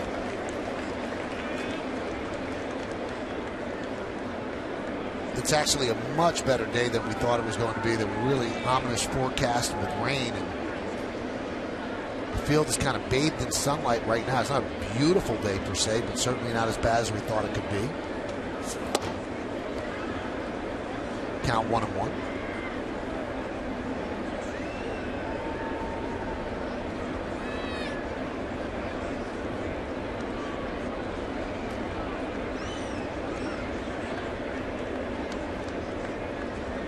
I think that's more for the sun because there's no precipitation. And one of the great signs, snap throw to first, and he just got back ahead of the tag by Overbay. Kane strayed too far. I don't know what went wrong there, John. Well, Kane, as a base runner, you're taught to take a secondary lead. When you see the ball in the dirt, you take a couple of shuffle steps, and he gets caught there in no man's land. Well, he just avoids the tag of Lyle Overbay. You wonder if Lyle just supplies the tag to the base instead of trying to get Kane. He might have gotten him if you go to the backside of the bag. He's probably a little too far away for that. Anyway, good call by Dana Demuth.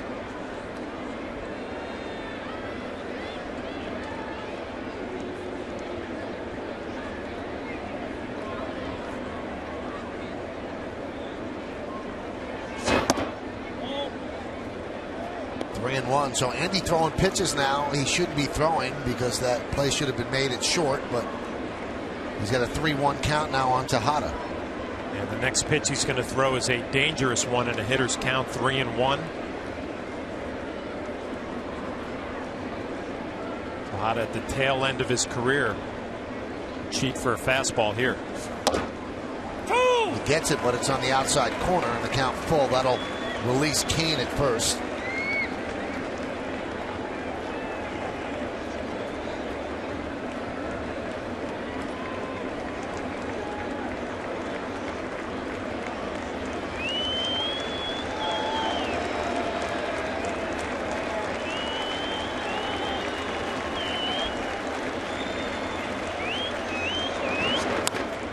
Rounded to third. Cruz gets Tejada, and that'll do it. So Andy gets 4 ground balls, no runs, no hits, 1 error, 1 left. Yankees down by 1. Derek Jeter's coming up in the bottom of the 5th.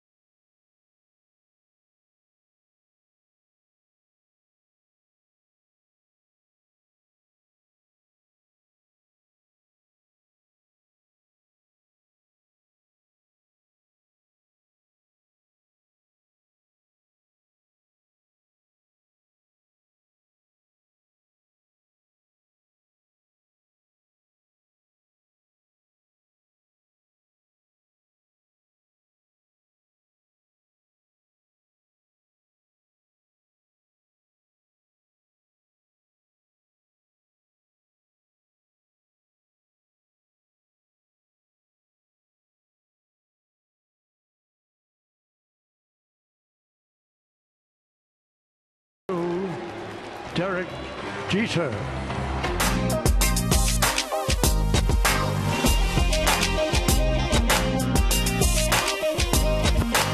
Two at-bats for Derek Jeter today. Neither ball out of the infield, but the first one, a slow roller that was a base hit toward third base in the first. He scored a run.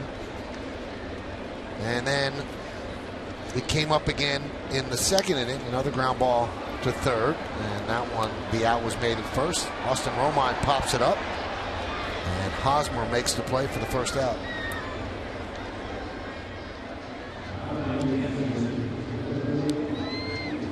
Romine, that big 2-out double and an RBI to extend the third inning. Ichiro followed it up with another base hit and an RBI.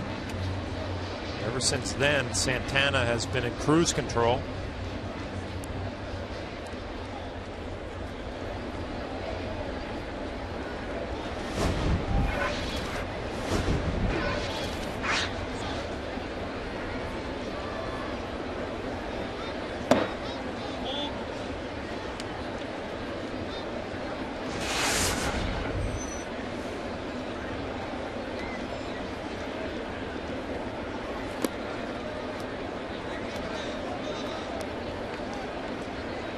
Ichiro, 19 for his last 57 for a .333 average. He's at .279 for the season.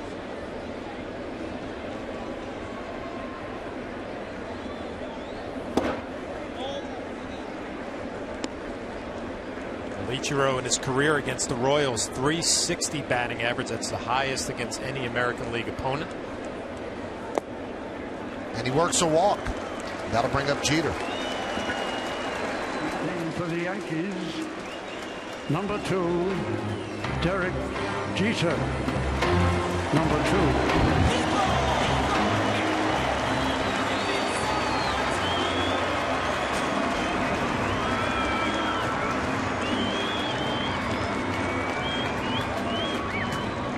2. Jeter got the call late last night, headed to New York early this morning.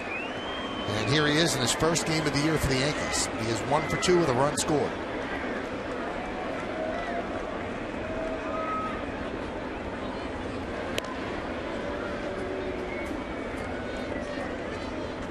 You know, with all the pomp and circumstance of Derek Jeter being bad, what it gives the Yankees also is a right-handed bat at the top of the order. And stacking those lefties the way they do, it makes it too easy for the opposing manager in relief appearances.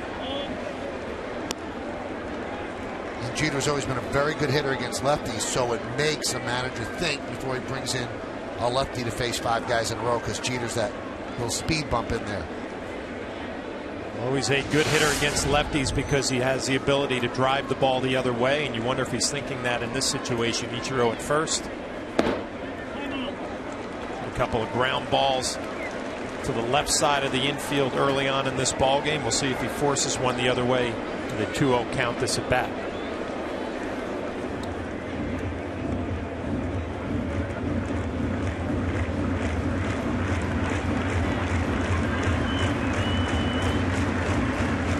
In his career, Jeter's a .333 hitter against lefties and .305 against righties.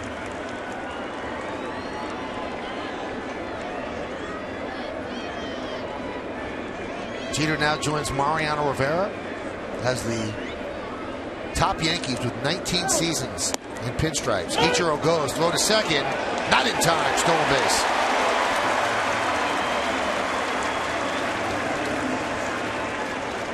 Stolen base number 13, but a great throw by Perez behind the plate. Had plenty on it, was accurate.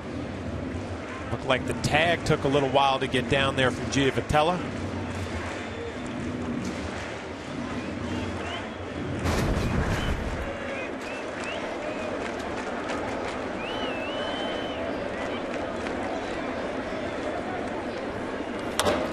Grounded right side, grabbed by Giavotella. He flips to first, and they just get Jeter as Ichiro moves to third.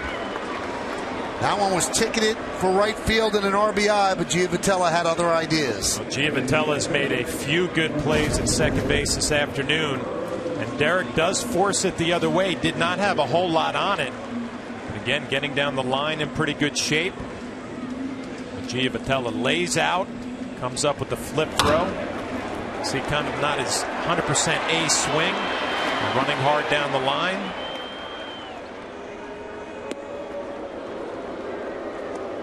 They will intentionally walk Cano and pass the baton to Wells.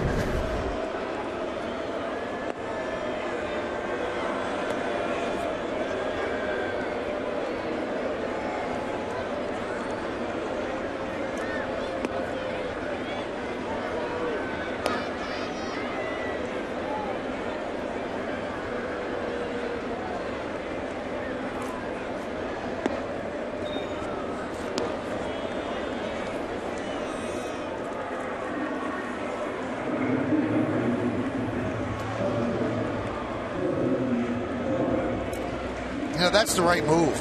We heard it in Minnesota that Ron Gardenhire said, I'm not going to let Cano beat me, and all he did was let Cano beat him. So it's whether it works or not, that is the right move. You can't pitch to Cano in that situation. You know, talking to Dave Island, the pitching coach, before the game, he was talking about the Cano home run in last night's ball game, saying it was a pretty good pitch by Wade Davis, and he just drilled it to center field. How about this stat, John? That was Cano's 14th intentional walk. That leads the American League, and it shows you about the lack of protection of him in the lineup. And that's the most for a Yankee before the All-Star break since Mickey Mantle.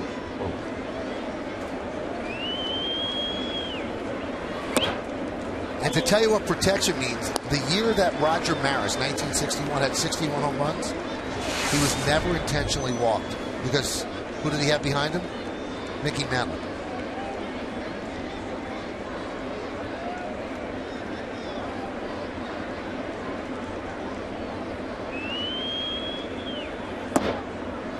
Now 3-0. See if Joe Girardi gives Vernon Wells a green light as Dave Island, the pitching coach, looks on. Vernon's been a hot hitter lately.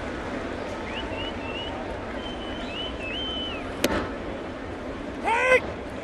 3-1. Also, the 14 intentional walks, that's a career high, tying 14 intentional walks for Cano, and obviously that'll be broken.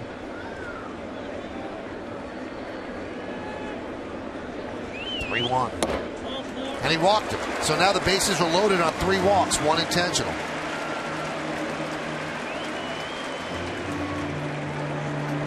And that brings up Overbay, and that brings out Dave Island.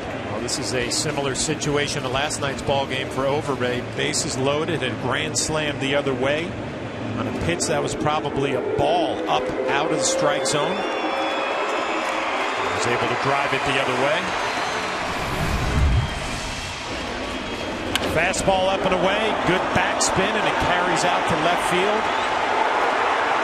Not too many times a hitter hits a grand slam night before a day game, finds himself in the same situation the next day. Bases loaded, 2 outs.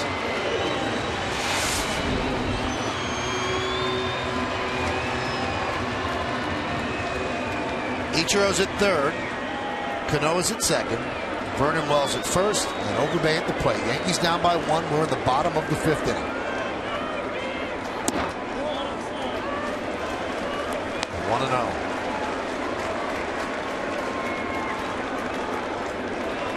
Yesterday was his 4th grand slam, his first since 2006.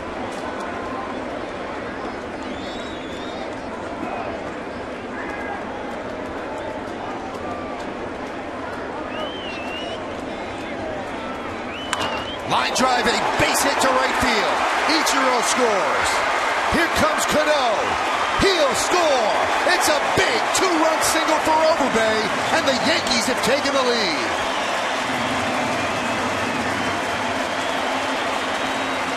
Big hit for Overbay. The Yankees have fought back after being down early in this ball game. Have taken the lead now 5-4.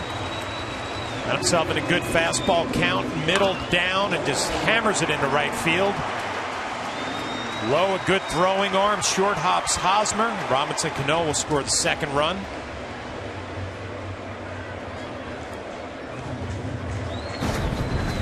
.42 first half RBIs for Lyle Overbay, who didn't become a Yankee until there were 3 days left in spring training. Here's Almonte. And a strike.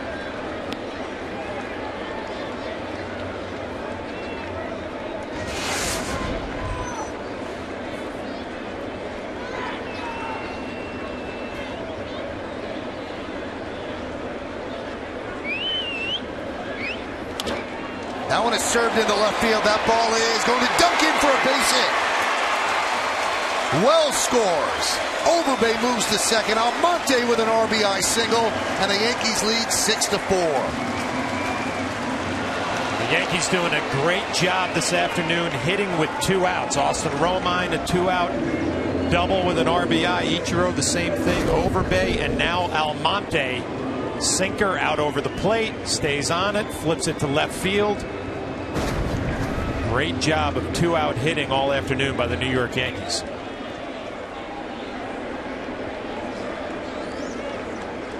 Here's Nunez. And a strike. Yankees are down 3-0. They were down 4-1. But 2 in the second made it 4-3. Now 3 in the fifth, and the Yankees lead 6-4.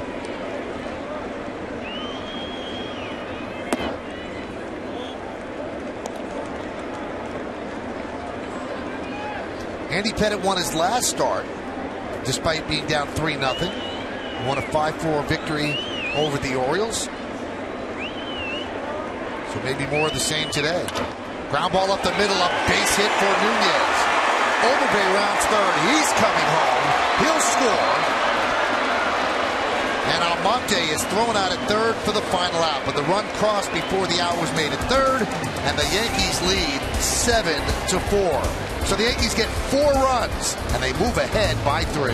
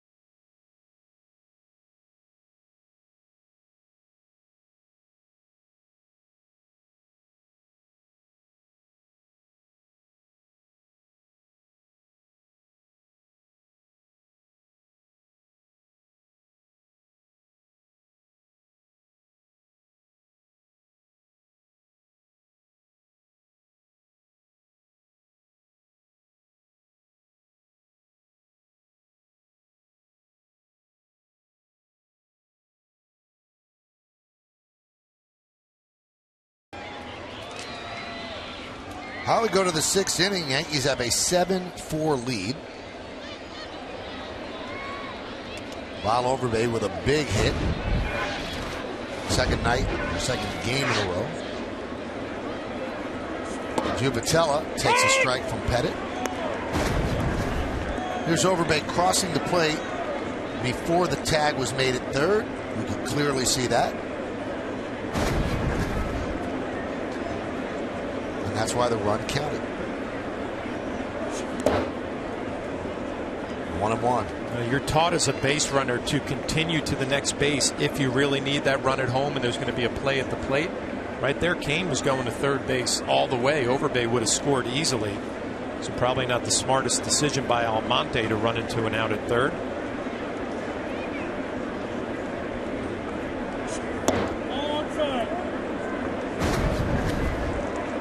See, Kane comes up and goes right to third base. Overbay was going to score easily. The Nunez base hit up the middle, not hit real hard. 2 outs, Overbay running on contact. 0-2.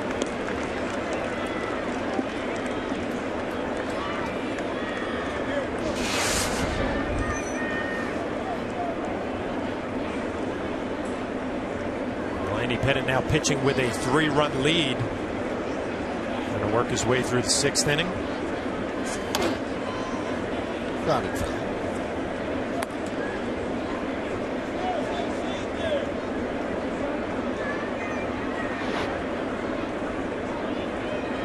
He pitches in the 1st, 19 in the 5th.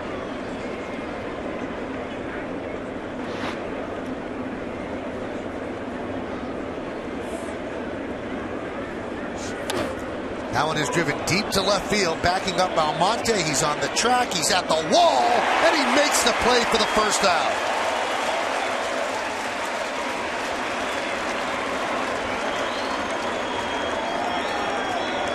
Off the bat, you thought this had a chance. It was a changeup. It was up out over the plate. Almonte with the sunglasses on. Makes a nice catch, crashes into the wall.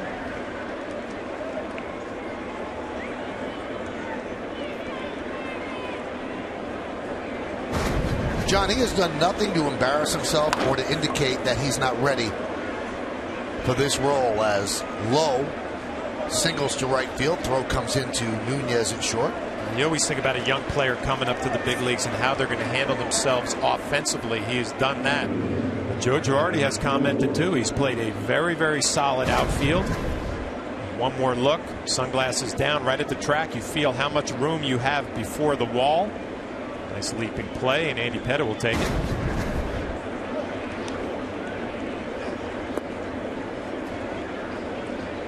So David Lowe 3 for 3 against Pettitte.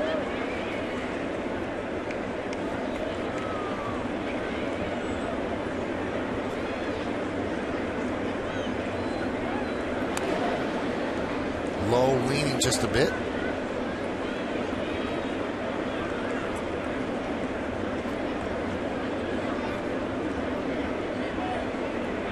In this series, Lowe is 6 for 15 with a home run.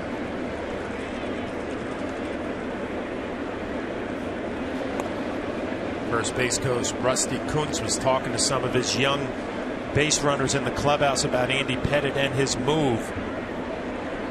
Obviously, they're not being aggressive on the bases today, respecting that pickoff move of Andy Pettitte. Young base runners have never seen it before.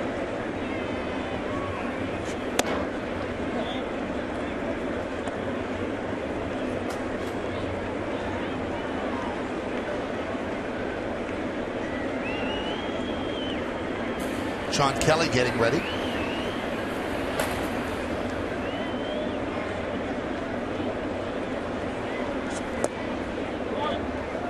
Two and 0.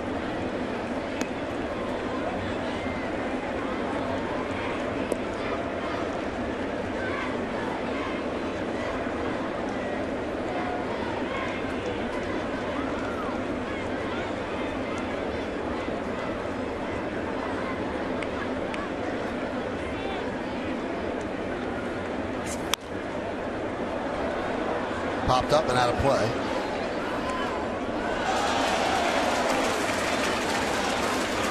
Nice play by a fan right under our booth.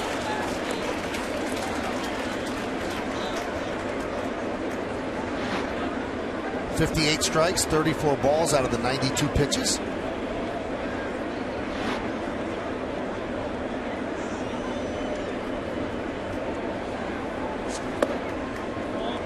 Three and 1.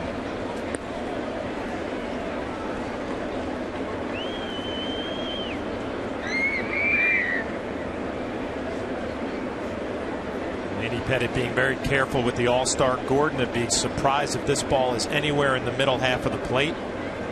3-run lead, pitch to the big part of the ballpark, make him hit the ball the other way. And right when I say that, Romine moves inside. It's a gutsy pitch. You have to have a lot of faith in your pitcher to throw the ball in off the plate in a hitter's count of 3-1.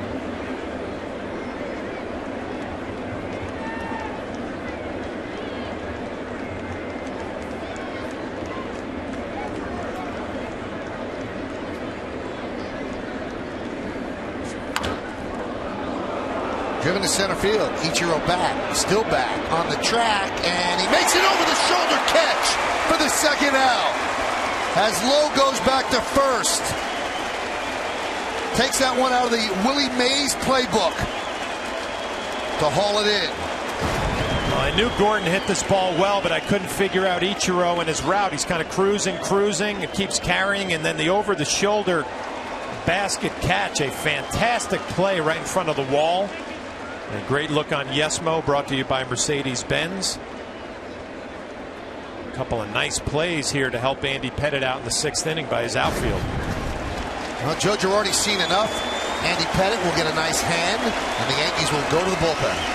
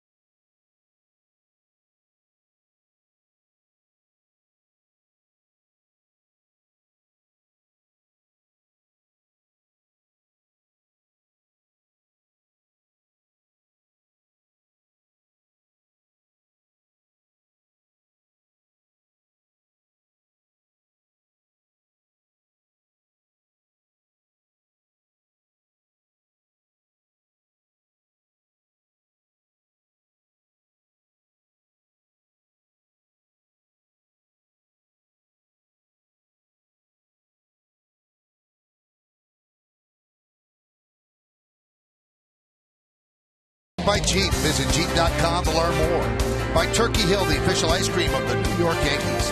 And by your Tri-Honda dealers. Hurry to your local Tri-Honda dealer for great deals on the 2013 models. Well, that long fly ball to center said to Joe Girardi, make the call to the bullpen, brought to you by AT&T. So Pettitte is out, 2 outs into the 6th inning, and Sean Kelly is in. He'll face Escobar with a runner on first. Breaking ball strike. We have not seen Sean Kelly in this series. He last pitched Saturday against Baltimore, and the numbers just keep getting better and better after every appearance. Opponent's only hitting 193 against him.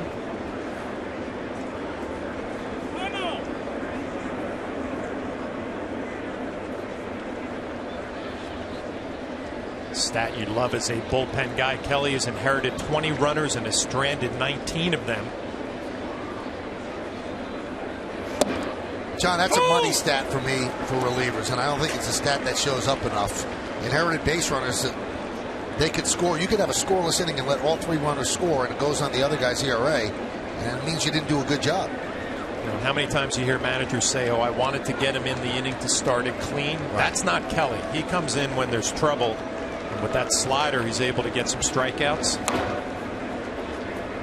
Escobar spoils that one.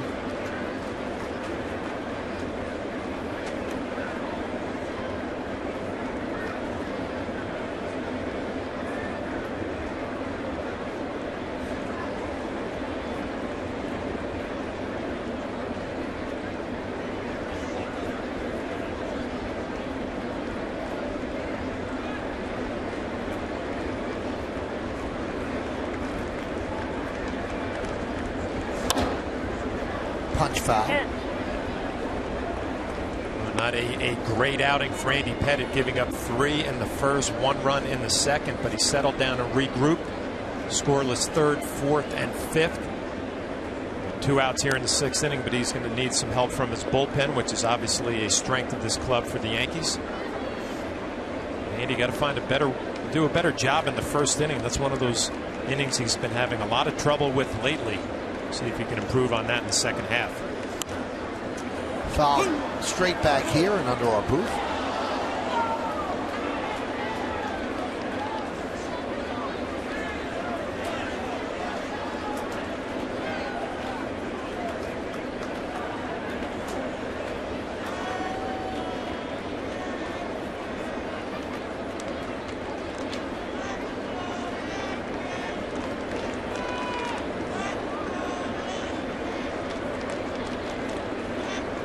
Runner goes. Pitch swung on and missed. And that'll do it. Let's go back in time to black and white. Vic Wertz robbed of an extra base hit by Willie Mays in the World Series. Not as important, but pretty nice.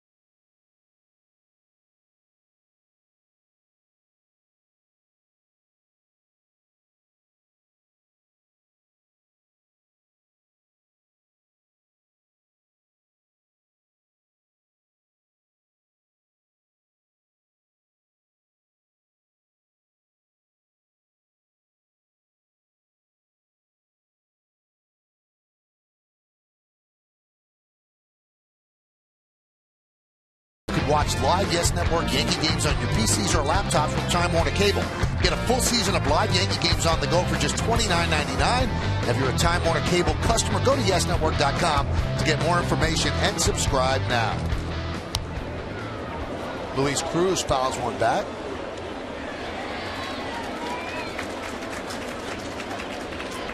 (7-4) Yankees lead.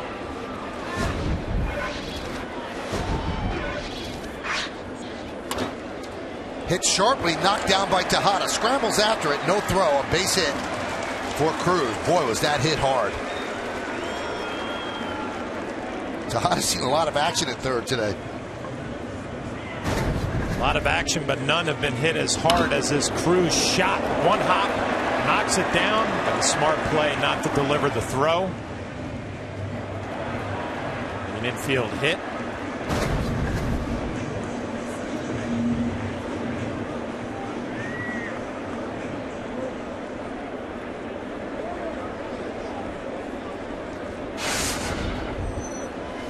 Here's Austin Romine. Let's see if they have him bunt. Try to pad a 3-run lead.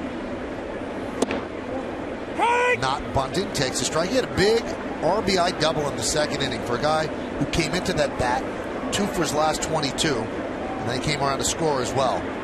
None of that started that streak of 2-out hitting for the Yankees this afternoon. Ichiro followed it up with another 2-out hit and an RBI. How about that? Another hit for Austin Romine. It has been a dry spell for the Yankee backup catcher, but he has 2 hits today.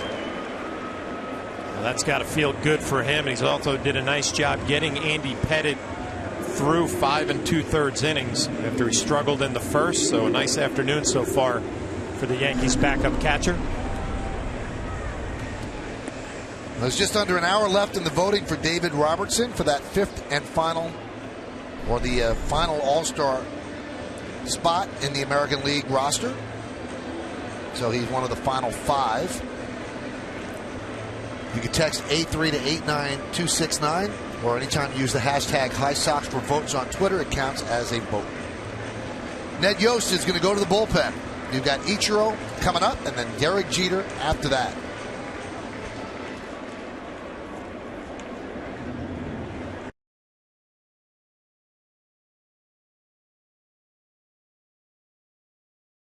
More throws, and now he does signal, so he'll bring in the left-hander Collins to face Ichiro.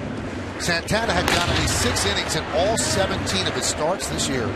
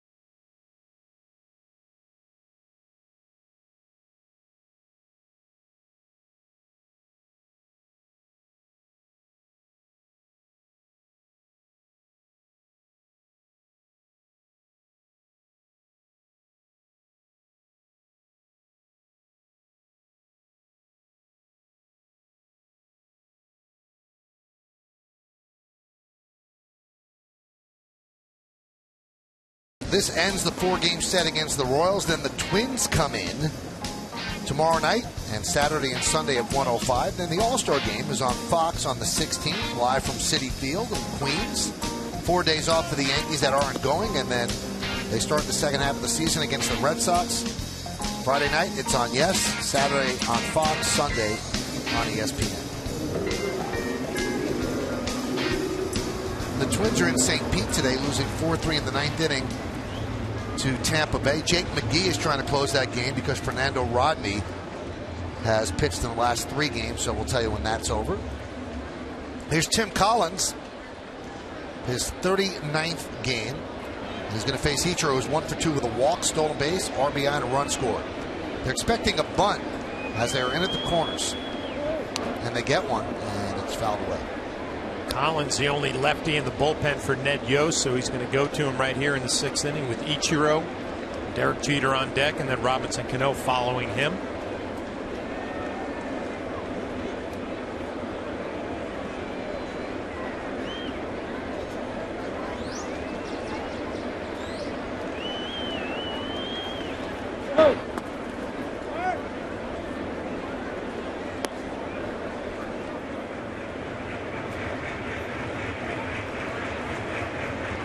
Third base coach Robbie Thompson going through the signs. Ichiro looking down. Showed bunt back-to-back pitches. See if they keep it on or if they give him an opportunity to swing the bat here. That is grounded on a bunt to the third base side as Collins makes a strong throw. So the sacrifice successful, 1-3.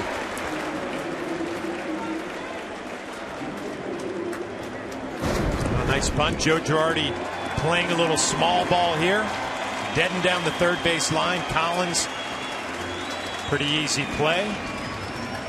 Derek Jeter set up for an RBI opportunity here. Royals have to bring the infield in. They're down by 3. I told you earlier, Jeter's success in his career against left-handed pitchers, a .338 hitter. So he faces Collins. First base is open, but they're not going to mess with that because Cano is on deck.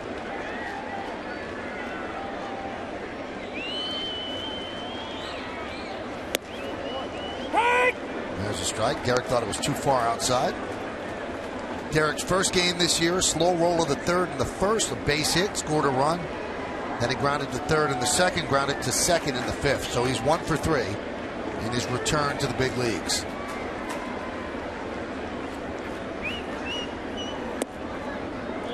One.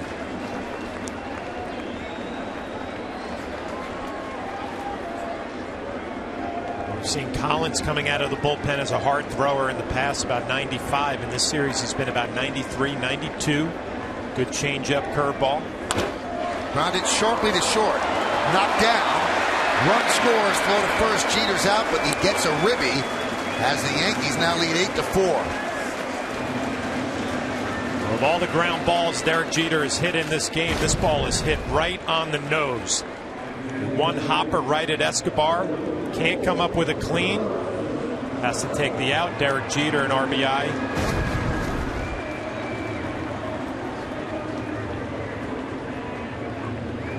Comes up with a clean, John. He's got a good shot to get it cruising home. Right at home. So he's filling a lot of columns today. Runs scored, RBIs, hits.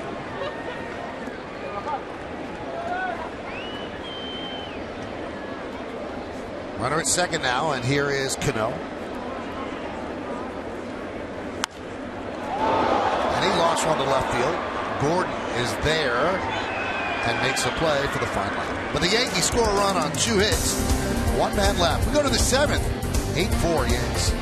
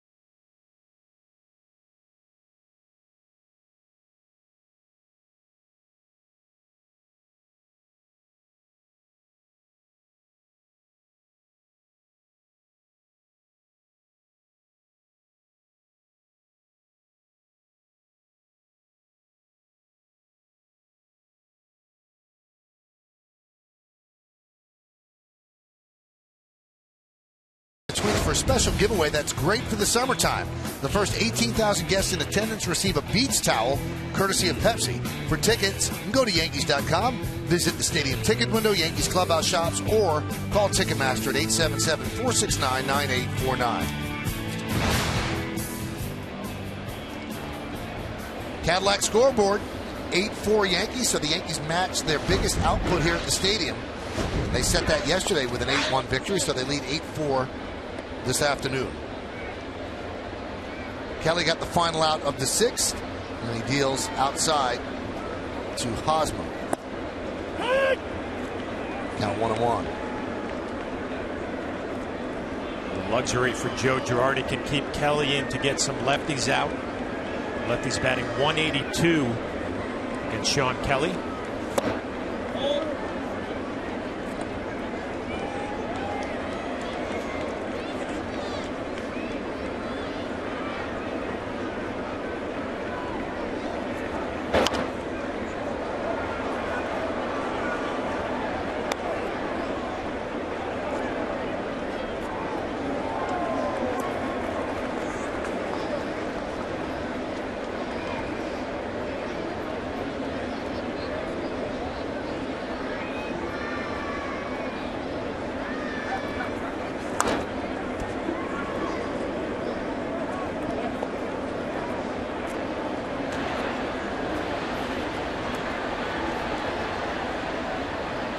Donnie Joseph. I guess they added another lefty today. not see him on the lineup card. Burn our notes. Rounded up the middle, diving stop by Nunez, but he can't make the throw. A base hit for Hosmer.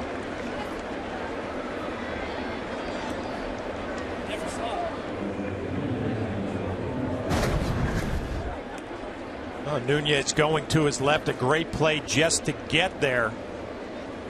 Had to come up quickly to get the throw off, was not able to do it, and Hosmer runs better than you think for a big man. Pick up an infield base hit.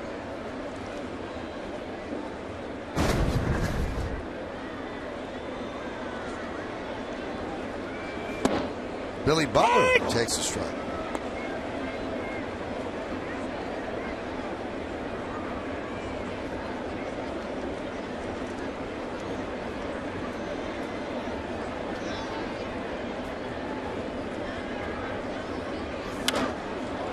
Driven out to right field.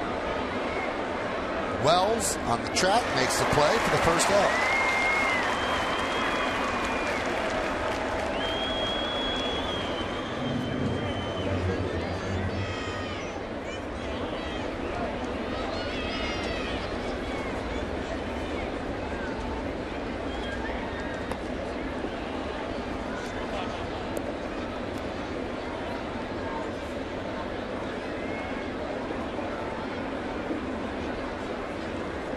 Here's Perez. 2-run double in the first, fly to right in the third, grounded to second in the fifth. Boone Logan heating up.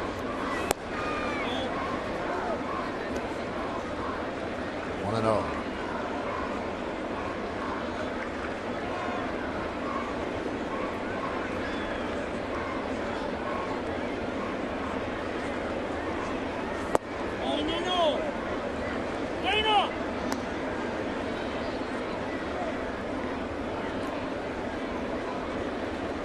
Tampa Bay held on to beat Minnesota, and they run their winning streak to 8 straight and 12 out of 13. Perez with a fly ball to left field. Almonte puts it away for the second out.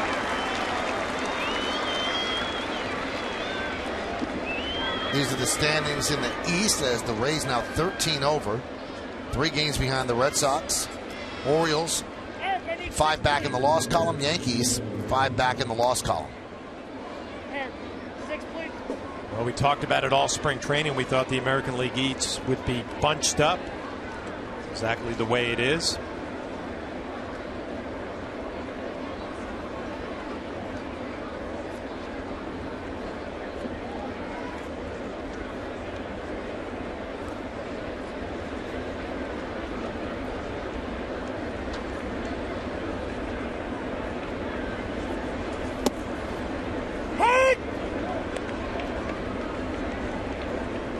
On Kane. Kane sack fly to center in the first. Infield single is short in the third. Reached on an E6 in the fifth.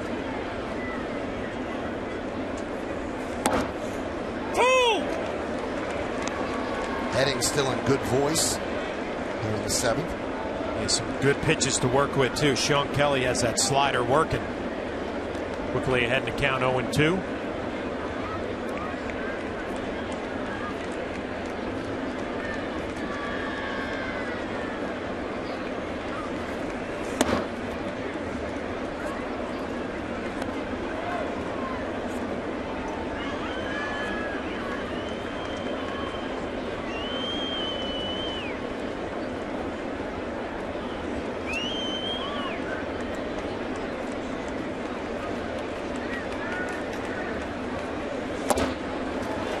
Down goes King, a strikeout for Kelly. No runs a hit, no errors, and 1 man left on base. At the end of 6.5 innings of play, it's time for the 7th inning stretch here at Yankee Stadium. Yankees lead the Royals 8-4, but will stay right where we are to honor America in the Bronx. Please rise and remove your caps.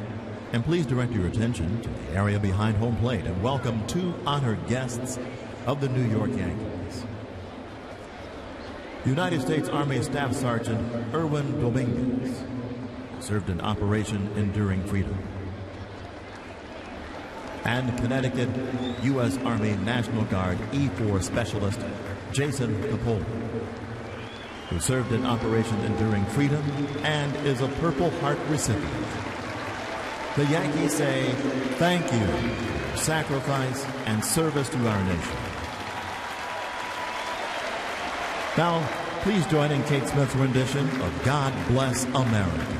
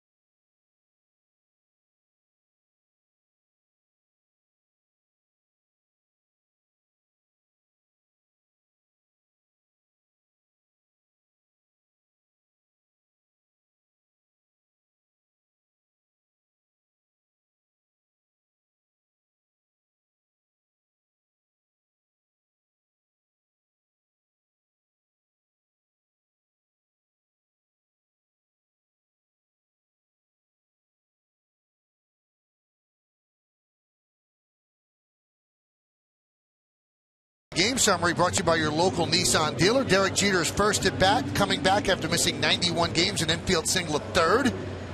So he's 1 for 4. He has an RBI, scored a run as well. Yankees lead 8-4. Overbay, a big 2-run single. Nunez 2 for 3 at Ribby, and a run scored. So all coming together offensively for the Yankees in the last 2 games.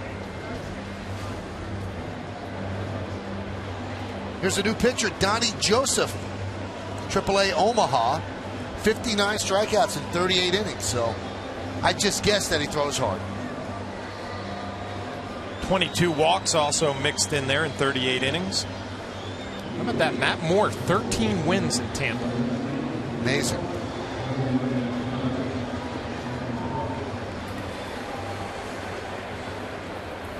David Robertson.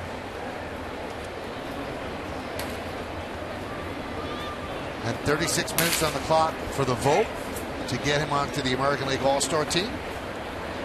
So he could help his standing with a big outing.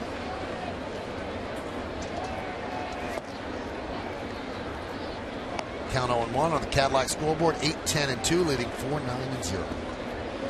Oh, Joseph going with the high pants and looks like the stirrups, Michael, going old school. Love that, don't you? I really like that.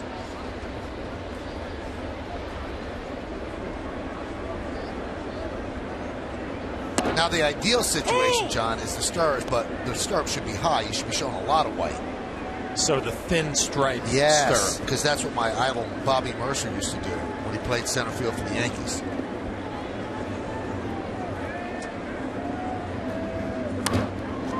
Wells drives one to left field.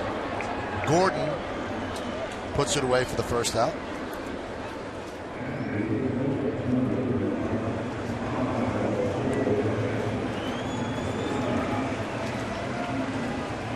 It's almost, John, as if stirrups don't even exist anymore. if you look around the Royals, it's, you know, they're just showing blue sock. The start isn't even happening. Yeah, they're like a soccer sock, you know, just that one solid color. KC on the front there, but most of the guys going with long pants these days, not even showing any sock. Pitch to Overbay is low and outside.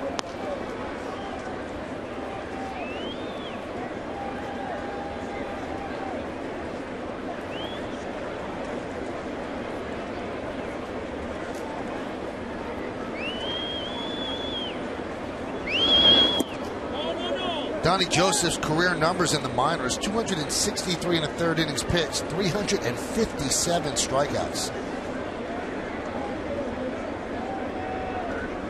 A 12.2 to 1 strikeout per 9 inning ratio.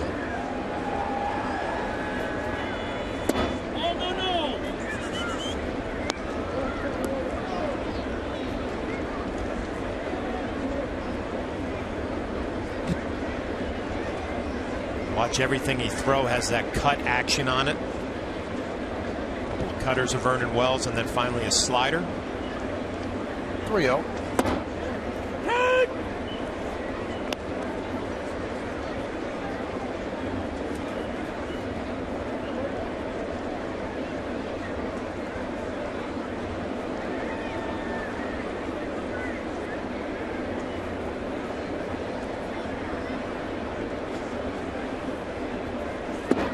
And he walked it. John, here is the perfect example of how the stirrup should be worn. Look at Bobby. I mean, that's the way you should wear the stirrups. That's big league. He doesn't know whether to go through the monuments, go around. And for you young viewers, the monuments in the old ballpark used to be on the field in center field, so Bobby had to navigate his way through there.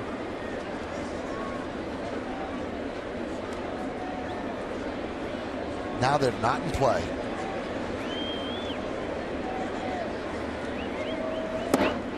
Almonte batting from the right side takes a strike.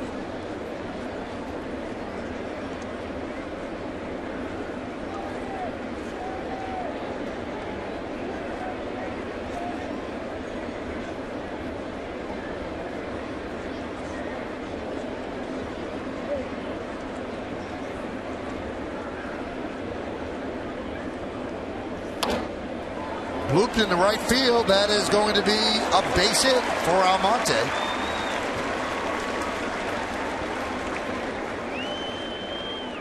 First and second, one man out. Take another look at Bobby Mercer. That was a pinch hit grand slam against Steve Comer on opening day at the stadium. And Bobby's return to the Yankees.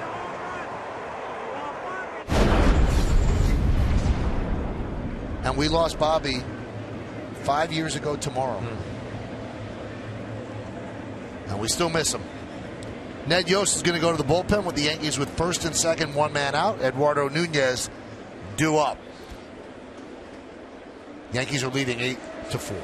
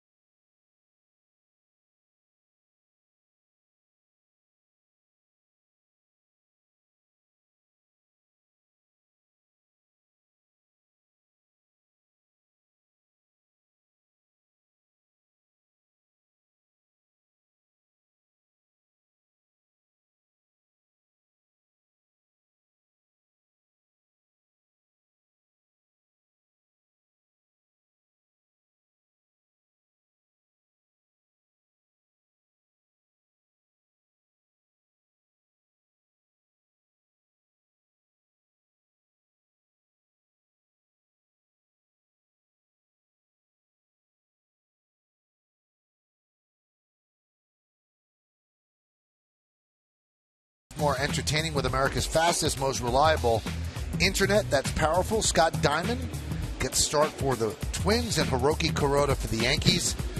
Coverage begins at 6 p.m. on Yes with the batting practice show. 6:30 is the pregame show, and 7:07 will be first pitch.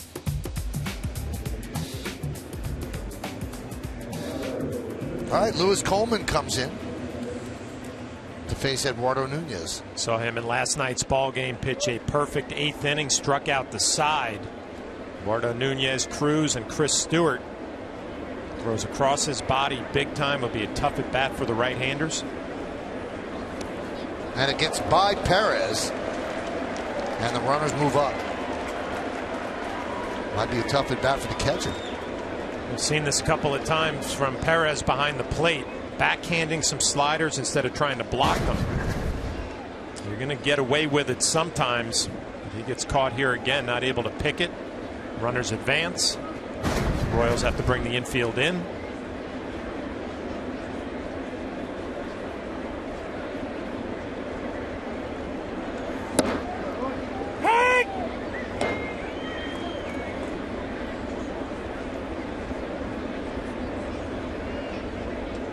So difficult as a right-handed hitter to keep that front shoulder closed against a guy who throws across his body like Coleman.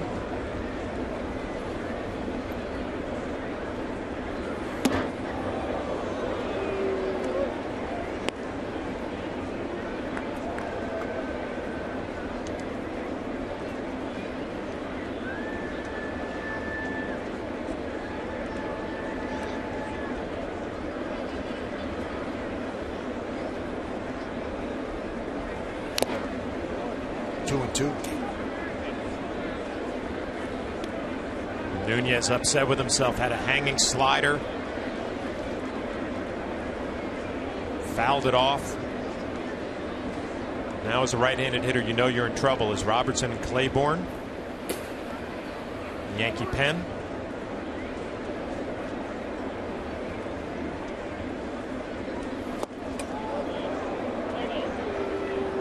Three and two.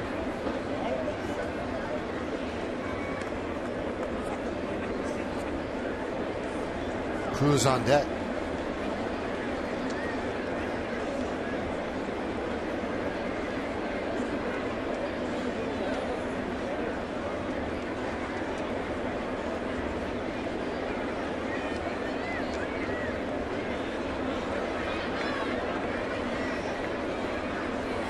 Swing and a miss. Got him. 2 away.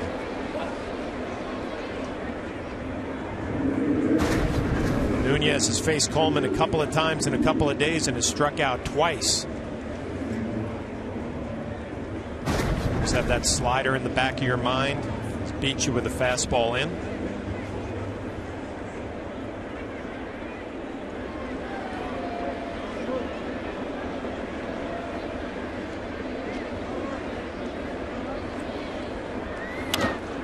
Cruz fouls one off.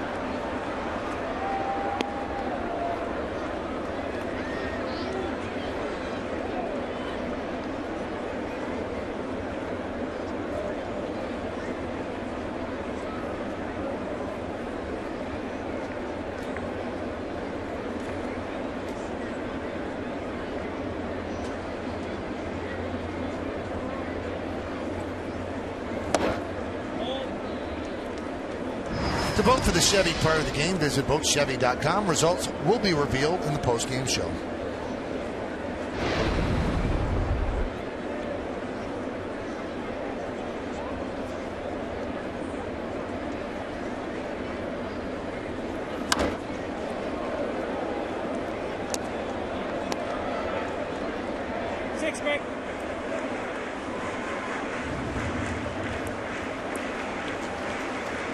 That has been sorely missed, that number 2 in the Yankee dugout.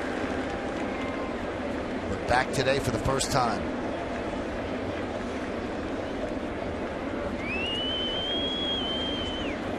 Swing and a miss.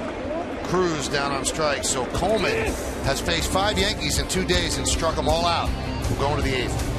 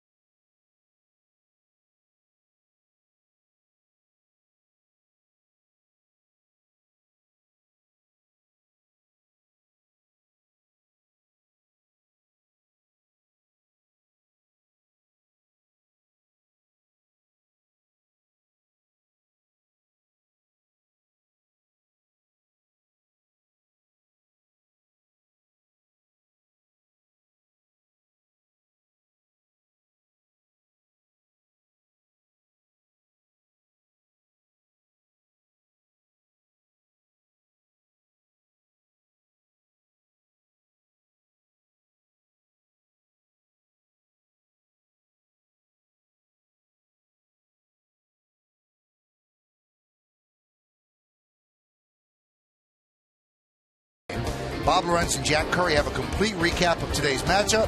Plus, Meredith Marakovitz gets the team reaction and Joe Girardi's comments in the manager's report.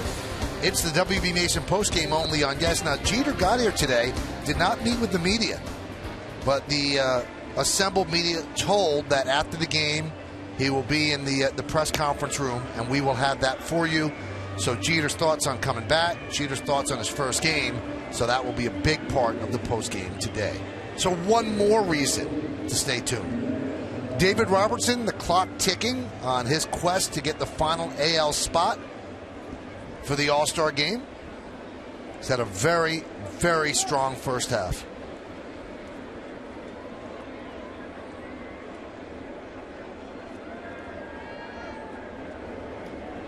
Hyundai scoreboard 8-4.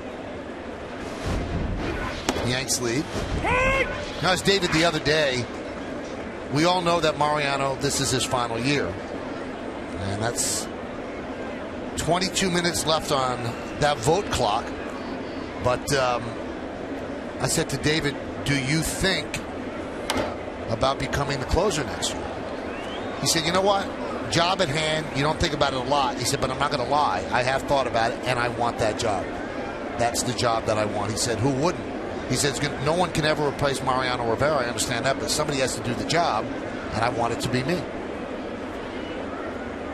And he did admit it takes a different mindset to do the ninth inning than it does the eighth. Well, you know what? I think he's got the stuff for it. I think everybody knows he has the stuff for it. And he strikes out Tejada. But don't you think back to that first opportunity he got when Mariano hurt himself, and he had a couple of hiccups there where it didn't go real well. I think it was 2 games, and then they switched to Soriano. Well, he also got hurt after those 2. But who knows? Maybe he would have settled in and been better.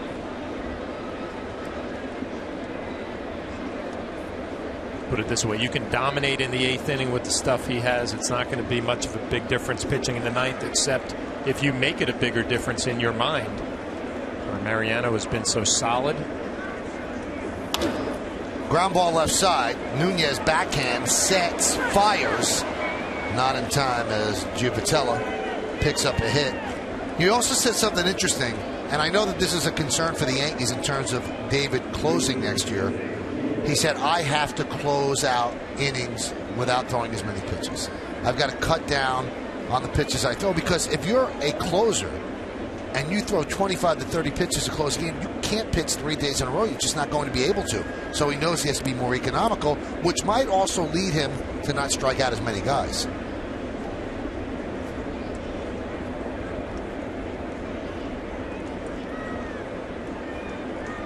Here's David Lowe, 3 for 3 today.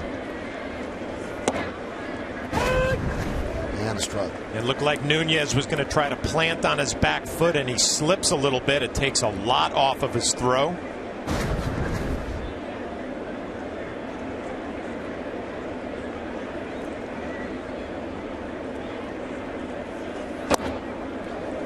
Oh, and 2.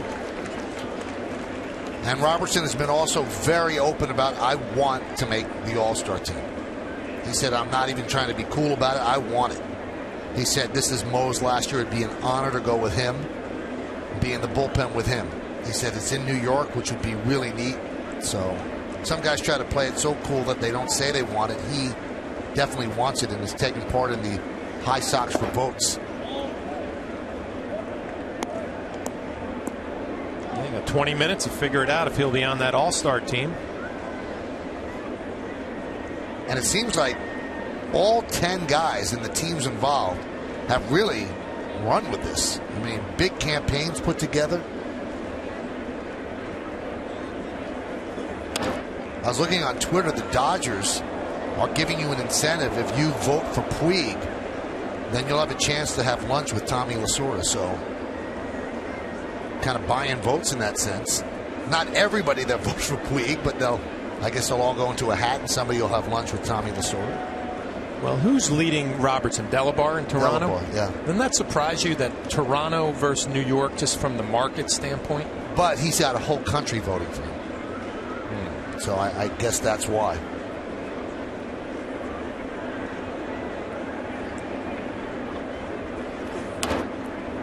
And Delabar used his adorable daughter in a picture where it says "Vote for my daddy," and then Erin Robertson, David's wife, tweet out a picture of their adorable son. We could play that game too, Yeah. right?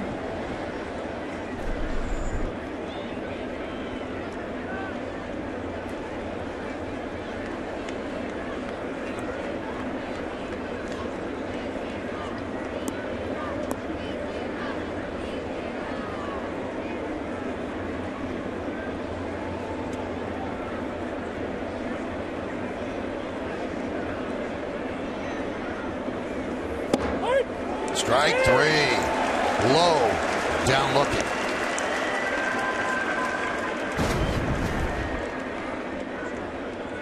David Robertson goes with a changeup. We don't see that every day. Usually it's fastball, curveball. 86 miles an hour right on the corner. Mixing in the third pitch.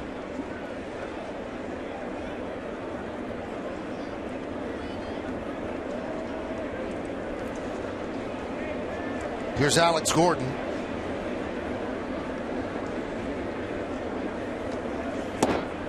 And a strike.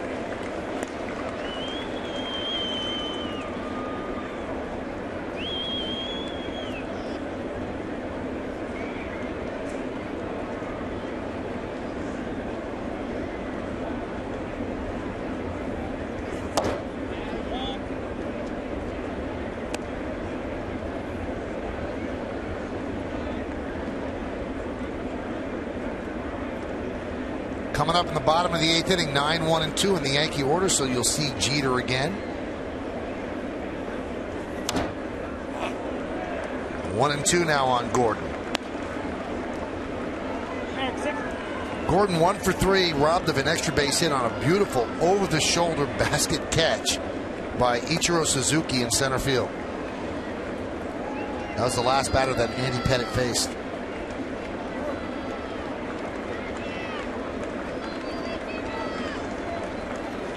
Swing and a miss. Well, if this was the last campaign stop in his search for votes, it was a rousing speech by David Robertson as he picks up 3 more strikeouts.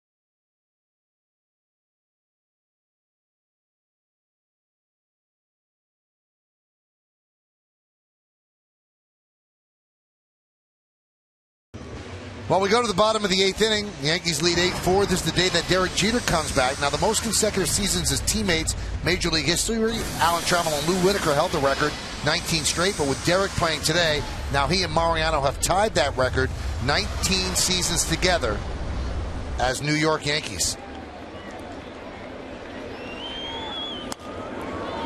And Andy Pettitte would have been part of that as well if he didn't go to Houston for those 3 years. Here's the Hyundai scoreboard, 8-4 Yanks. I was lucky enough to play with Lou Whitaker and Alan Trammell in Detroit. Derek Jeter and Mariano Rivera in New York. They really should have had you on that graphic then. No, I don't think so.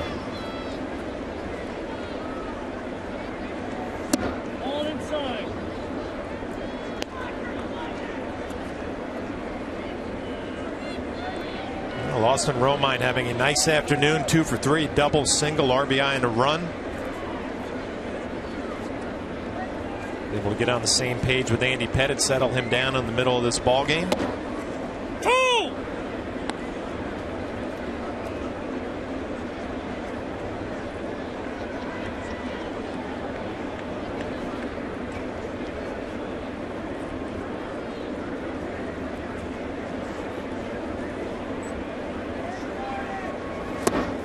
Swing and a miss. Coleman's pretty impressive. I'll tell you what, he's making it look easy. Every New York Yankee he has faced last night and today, he has struck out. 3 in the 8th inning of last night's ball game. 3 this afternoon.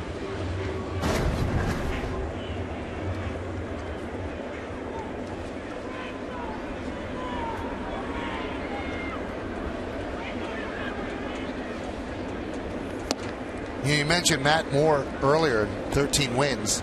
It's being reported now that Moore is going to replace Yu Darvish on the All-Star team. Darvish was put on the DL with a trapezius problem. It's a tough league. You can't make the All-Star team with 13 wins. You got to make it as a backup. As a backup.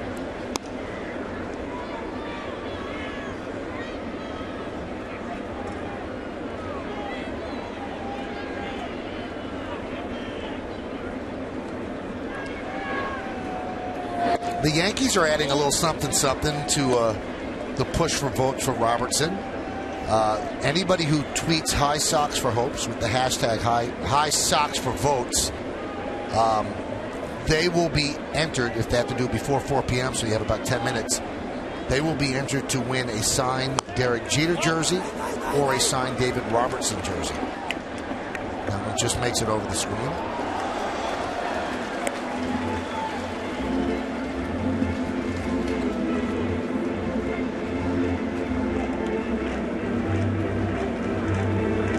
I think David really needed, the panache of Nick Swisher. Maybe David gets it done, but Swisher ran an unbelievable campaign. He really did. And he got himself elected.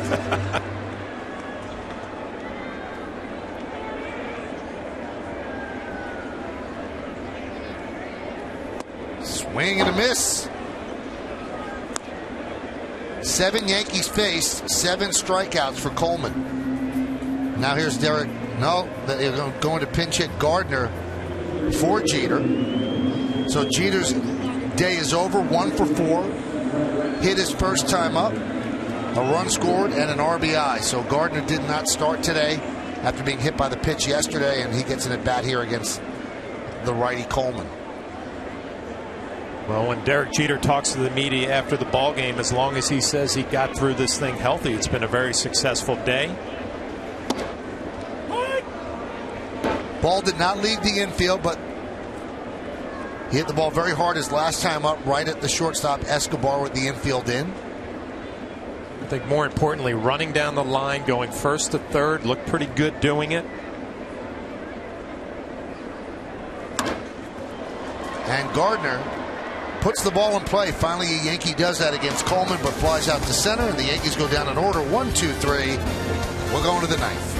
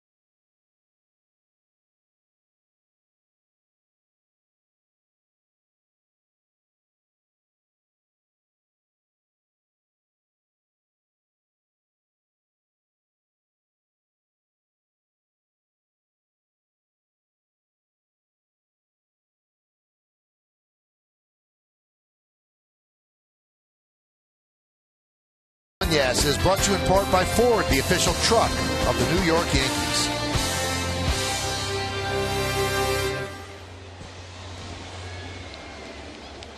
New pitcher for the Yankees is Boone Logan as they try to win this one and split this 4-game series with the Royals. Boone going to get some work. The last time he pitched in a game, July 4th in Minnesota. Did not appear in that Baltimore series. Not seen him in this series so far.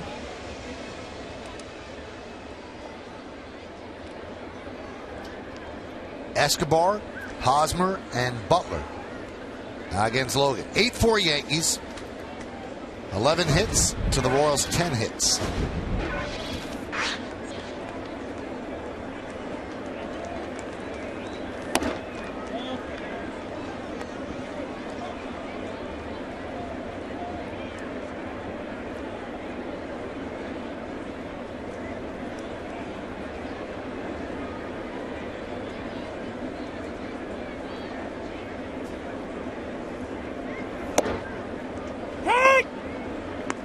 Count 1-1. So no matter how this turns out, and the Yankees look as if they're on the way to a victory, this story is going to be about Derek Jeter as he returns after a season-long absence. Ground ball to first. Overbay flips to Logan, and they just get Escobar. So let's take a quick look at Jeter's day, John.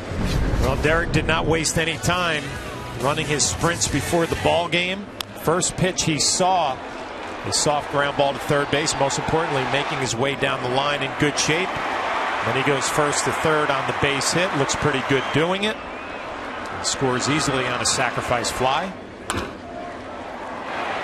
That's that hard hit ball you were talking about, Michael. Drives in a run.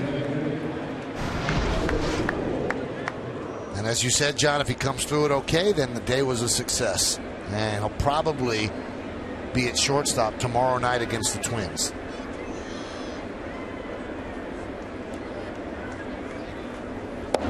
Pitch outside to Hosmer. Well, if the Yankees can hold on after losing the first 2 games, only scoring 1 run in each of those. Broken out offensively. 8 runs last night, 8 runs this afternoon.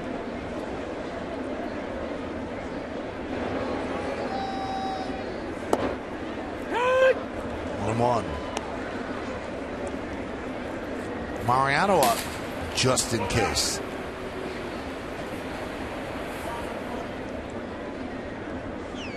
Yankees have not had to use him in this series. Last time he pitched was Sunday when he gave up that home run to Adam Jones and blew just his 2nd save of the year.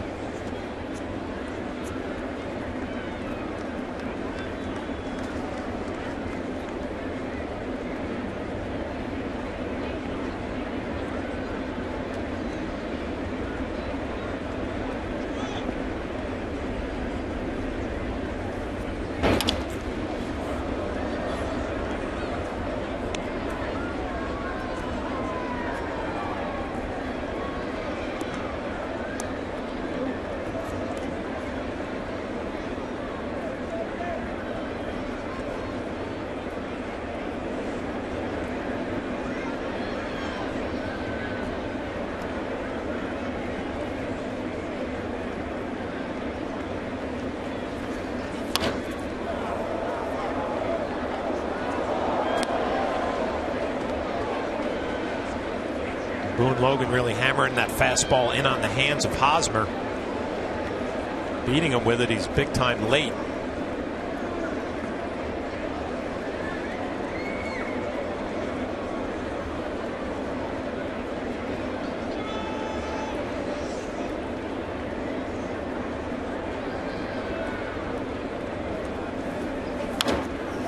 Making him work.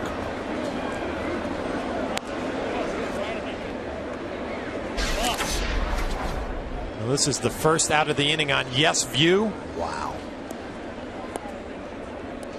And Escobar is in the air, then lands, but out.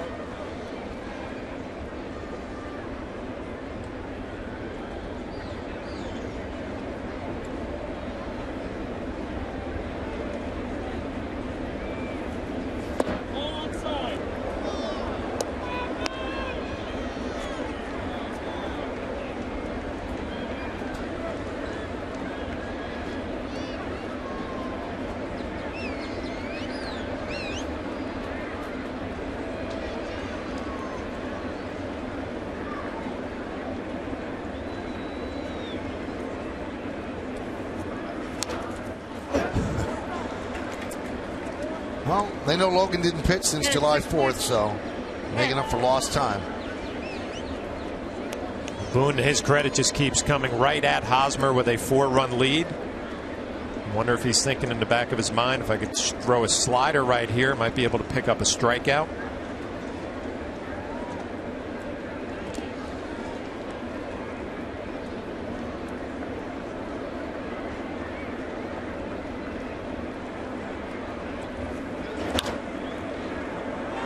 And there's a fly ball to Almonte. Puts it away. 1 out to go for the Yanks.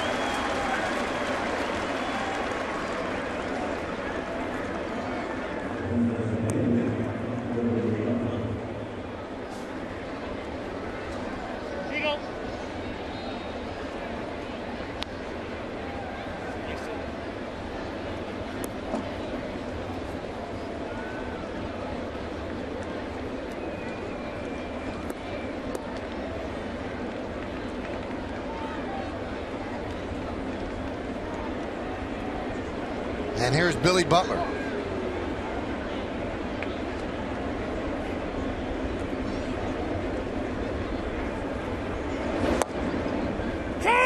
And a strike.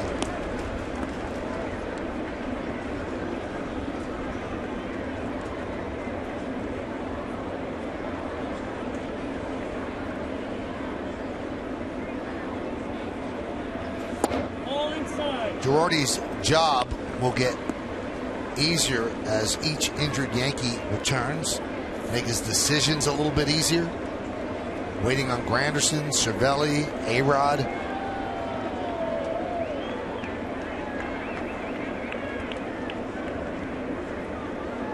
Like to get Jason Nix back. Fly ball center field. Ichiro back. Track. Makes the play, and the Yankees win 8-4. Well, on the day that Derek Jeter returns to the major leagues after a 91-game injury absence, he gets a hit his first time up, scores a run, gets a ribby, and the Yankees win 8-4. You got to stick around for the postgame show to find out who's today's Chevy Player of the Game. So the Yankees split this 4-game series with Kansas City. 3 more to go against the Twins before the All-Star break. 8-11-2, beating 4-10-0. Ichiro records the final out. We'll come back with an award and then get you set for the postgame.